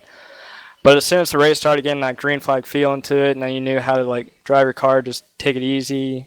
The thing that really killed us tonight was our pit stops. They were just horrendous all night. I could have done better getting on and off pit road, and just trying to play it safe after how the early part of the season's really gone. It's just been a rough one to remember, and just trying to stay clean and try to get to the Peak Series at this point, knowing that the championship's out of hand. So we just got to move on to Kentucky in a few weeks and hopefully get this momentum rolling again. Well, obviously with Kentucky coming after the holidays here, you got to be, I guess, pretty excited. Having the win at Texas, a 3rd place here at Atlanta, both 1.5 miles, both pretty rough on the tires. We move to Kentucky next week. A little bit of or in a couple weeks, but a little bit flatter of a track, but still rough on the tires. You got to be pretty confident about that place, seeing that those are the tracks that really have carried you this season. Oh yeah, definitely. It's the 1.5 miles have always been my bread and butter. The tracks I've performed the best on for some weird reason. But yeah, as long as we can get those long green flag runs, I feel like we'll have a shot. Just hopefully we try to figure out what we're missing. We're missing just a little bit, and hopefully in the 2 weeks that we have off, we'll figure it out and move on to Kentucky, like you said, and hopefully try to get ourselves another win. Well, that's what it's all about. Well, we appreciate you sticking around. Sponsor shout-outs. Who gets it done for the 27? I just want to thank Infinite Creative Solutions and Dylan Duvall for the awesome car each and every week. Also want to thank Tim's Corner Motorsports and everybody on the team. Ryan Hunt helped me out tonight as my spotter and crew chief. He made a lot of adjustments tonight that helped the car that wasn't that great to start, so something else drivable towards the end. So I can't thank those guys enough, and just for all their support and their hard work, and see you in Kentucky. That's what it's all about. 3 weeks from now, we'll see you in Kentucky. Congratulations again, this 3rd place finish. Have a good Christmas and New Year's. Hey, thanks, guys. You too. There you have it. 3rd place finisher tonight, the 27 of Cody Bias. And we'll throw it a little further down pit road. Chris Oberlin has caught up with our 2nd place finisher, Nick Furler. Yeah, I'm able to catch up here with the number 55 Chevrolet of Nick Furler. Nick, we talked about a little bit in the middle of the race. Brian Schoenberg, long time driver of the number 55 Chevy, was never able to get the win. seemed to have cursed that car for you. Talk a little bit about how close you were to winning that first race. Yeah, it was a good run. It was I wouldn't have had it anyways there. I think I pitted a little too soon there, but it was a pretty good call by Jordy there to pit when we did and got a big lead, but just ran out of time there at the end. Yeah, we were watching. We were on the edge of our seat when you got that caution. I thought that maybe it didn't do you any favors there, but you were still able to capitalize on second. You might have got third if it stayed green. So, talk a little bit about that last restart and how you were able to maintain second place with those old tires and everybody breathing down your neck. Well, it was practicing on the backstretch there. It was I realized there it was going to be tough, and then spun it a lot down the front stretch and made the mistake of trying to hold it wide open there through the 1 and 2 and ended up getting a little loose and allowed Josh to get around me there. Well, going into this race, you had had yourself inside the top 20, looking good for the NASCAR Peak Antifreeze Series. This second place finish certainly helps that. Talk about your future in the NASCAR Peak Antifreeze Series if you do make it, and what you're thinking about coming to Kentucky. Yeah, it'd be nice to get it. Is what I've been trying to get ever since I got on iRacing there a couple years ago, and today was a big day for the points. I was only a couple to the good there, so I'm really pleased with the points for today. And for Kentucky, it's, I don't know, it looks like it's going to be in the day, so she's going to be pretty slick probably. So long run set is going to be the key, I think, for next week. Well, as a driver in the NASCAR Peak Antifreeze Series, watching you race today, it's going to be a pleasure seeing you if you can figure out how to do it. So just talk about real quick who's going to join you in your 2016 efforts as far as sponsors and crew members go. Well, currently I don't have any sponsors, but hopefully all the guys at Nexus will come along with it too, and they've been a great help this year so far and starting to get some pretty killer sets going, and it'd be good for the guys there to have another guy in the Peak Antifreeze Series. Great run tonight for the number 55 of Nick Furler, coming up just a half a lap short. And it was on the cycle of pit stops and staying out, but while he stayed out, his tires were just a little bit fresher. He only had half a lap to do it off for the restart, but Josh Berry, topside, puts the Speedco Chevy around, gets the race lead, and walks away with the checkered flag. Your winner for the Atlanta 250, the driver of the 88, Josh Berry, caught up with him at a virtual victory lane. Josh, congratulations to you. Before we get to the technical side of how this race went down, walk us through those last 10 laps. You're going up to the field with the 81 machine. Caution comes out. You stay out. It ended up being the right call. Yeah, that was a tough decision, really.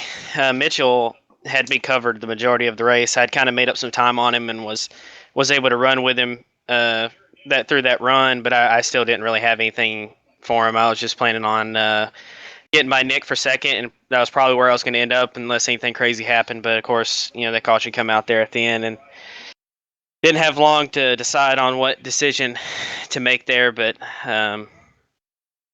just decided to stay out, and I've done this a long time and lost a lot of races in that situation by pitting, and tonight it played out into my favor. I felt decent about where I ended up because I had better tires than everyone around me, at least immediately. So I felt pretty confident that I was going to be able to get to the lead.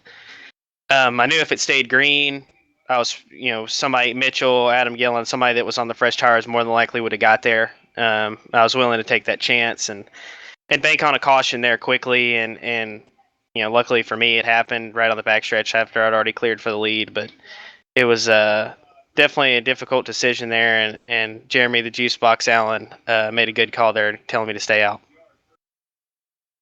And with that being said, you started this race back in 17th position. You go home to win this one. There was a lot of guys that led laps in this race in which they barely made it to the finish. A lot of guys obviously fighting the condition on that race car. It was 114 degrees on the track temp tonight. It was extremely loose. It was extremely hot, snappy loose as well. A lot of guys struggle with the handling. If you had a couple of close calls, you did a good job at hiding them because I believe that 88 was pointed forward. For the good majority of this race, what was it like battling under those conditions? Yeah, it was definitely a bit tricky.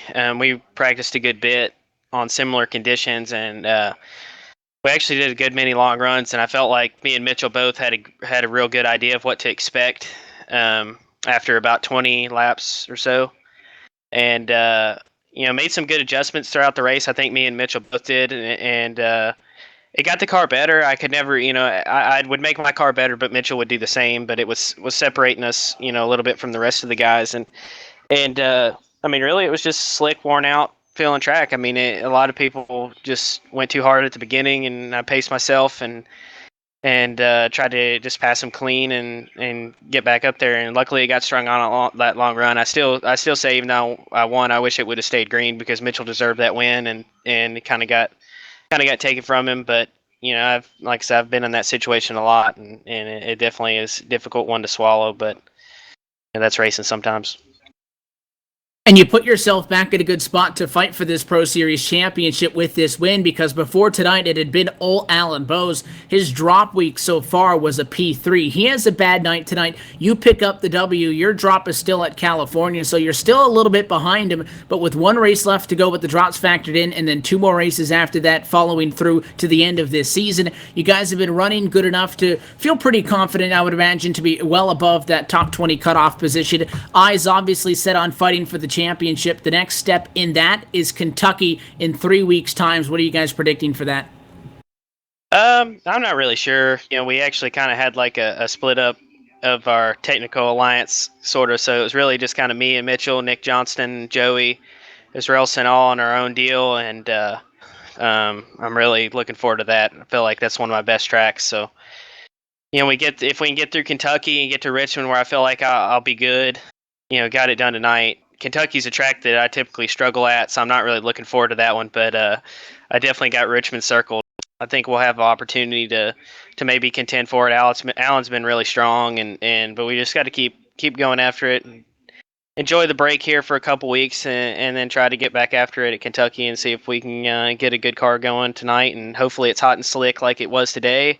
And I think that will kind of play into my favor, and hopefully we'll have a good run. The conditions were tough for many. You guys made it work, Josh. Again, congratulations on the win. Best of luck. We'll see you at Kentucky. Enjoy the holidays, though. Thank you. So that is Josh Berry, your winner at the Elite Top the Ball, Andy Kessler. Let's take a look at our LSRTV full race results.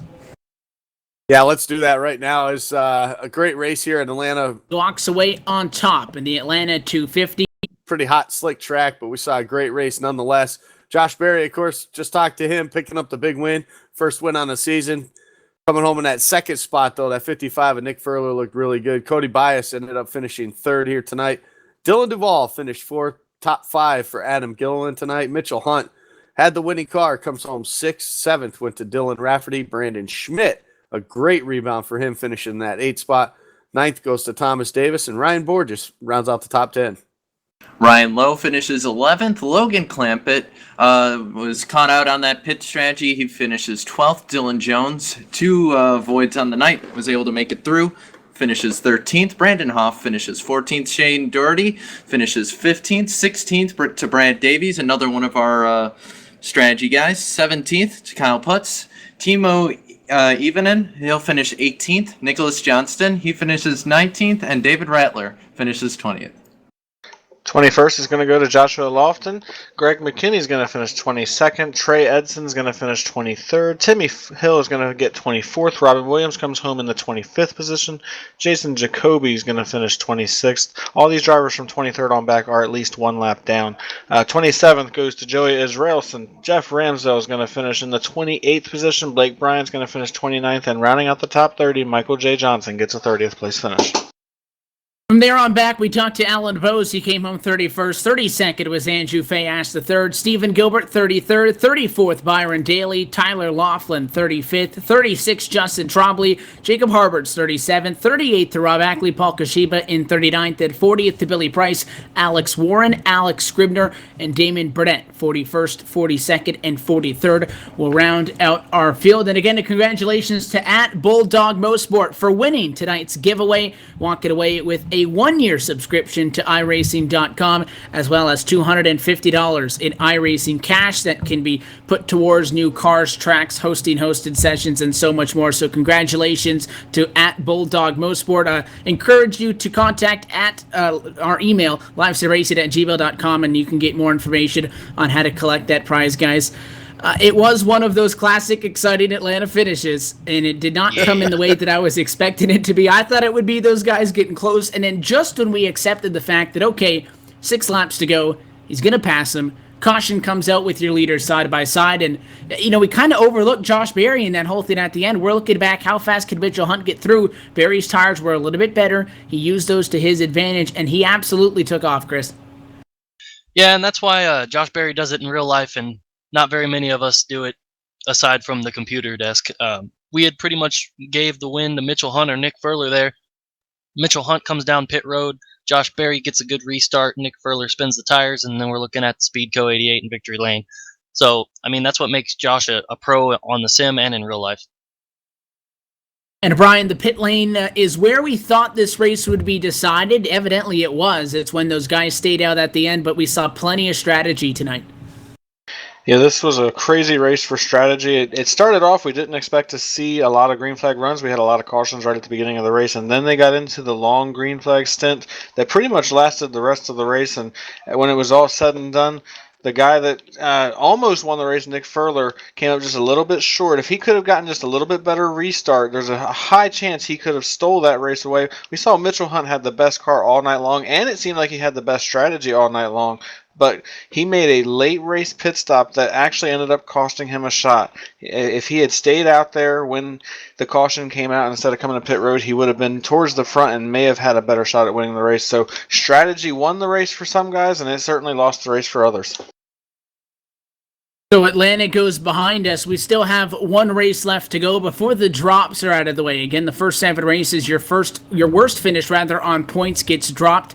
These first 7 races conclude at Kentucky, but Cisco, that's not until January. So these guys get to take 2 weeks, settle down a little bit, enjoy Christmas and New Year's, and then they come back and it's right back to action. But much like we saw, and I was talking about earlier, how I'm kind of disappointed we had to leave Watkins Glen behind. I always love the road course stuff. You can't complain about much that you saw tonight. No, it was an absolutely exciting race. We saw a lot of great racing, a lot of great saves too. These guys just showing to their peak of abilities, just how good these guys are and how good of driver you have to be to make it through. To make it through into the Peak Antifreeze series, but Andy cracked me up there. But it's gonna be an interesting time. When we come back in January, knock a little bit of the rust off, because we are going to see a patch on Wednesday that might fix, a couple different things. It might change the setups. Who knows? But it'll be interesting to see here. Like you said, it's a break. A lot of these guys will go away for holiday and stuff, and you come back and you're not as fresh as you were maybe this week or last week or something like that. So you never know. We might see another new winner coming up when we come back in January. And that just about does things for us here tonight. I encourage you to check us out on Facebook at facebook.com/livesimracingtv, as well our website, www.livesimracing.com. You can find the full broadcast schedule there. Check out lots of great sim racing action throughout the week live on LSRTV and iRacing Live. Real Sim Racing Icebreaker Winter Series, the NASCAR iRacing.com Pro Series, obviously, RSR Outlaw Trucks, Upstate Racing League, Rod Car Trucks, iSuperspeedway.com, United Sim Racing Trucks. There's so much still to come, and we saw it on a couple of cars tonight, but looking forward to seeing the ASCAR's Pro Geek Consulting Cup Series coming to LSRTV in 2016. Until then, round 6 is in the books. We've got 3 races to go. Andy, Kentucky going to be the place to do it in January, though. So in 2016 is when we will do battle in the day, though, which a lot of drivers are curious about, but they're looking forward to it. Yeah, I think, honestly, I think the Texas race, I think the race here tonight, I think that's going to help these guys getting prepared for Kentucky. It's going to be in the day, just like these 2 races were, a real rough track abrasive when it comes to these tires. So I think it's going to give these guys a little bit, obviously less banking at Kentucky. It's a little more flatter for an intermediate, but at the same time, I think that with this new build that just came out this past week, and then now they get a couple weeks, obviously the holidays there to mix in, but I think it's still going to give them plenty of time to get out here, get testing, get pretty good setups under their cars. And I expect to see a lot of these guys that to continue to run up front. I expect Alan Bowes to rebound from this one. Obviously he gets a throwaway here, and obviously at this race, and you want to hang on to it, but now he's got to definitely make sure the last 3 races or under his belt, because even with the drop, it's still going to bring it a lot closer with Josh Berry. So he's definitely doesn't have this thing wrapped up yet. He's still got 3 races to go, lots of action to happen. But looking forward to Kentucky. It's a unique track. It's got some bumps in it. It's got some characteristics to it.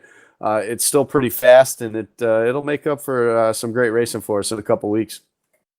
And we're going to be going from a highly banked Atlanta to a very low banked Kentucky with the bumps. It'll be a physical one, and we hope you join us at that time. Until then, a big thanks to 2013 NASCAR iRacing.com Pro Series champion Chris Overland for joining us as our driver analyst tonight. On behalf of everybody at LSRTV and for the team tonight, LSRTV's executive producer Laura Lawson, for Brida Macklin, Cisco Scarmuza, Andy Kessler, and myself, Evan Pasoko, we thank you so much for tuning in. Congratulations to Josh Berry, your big winner in Hotlanta. We wish everybody a very safe holiday season, Merry Christmas, Happy New Year, and we'll see you in 2016 at Kentucky. Good night.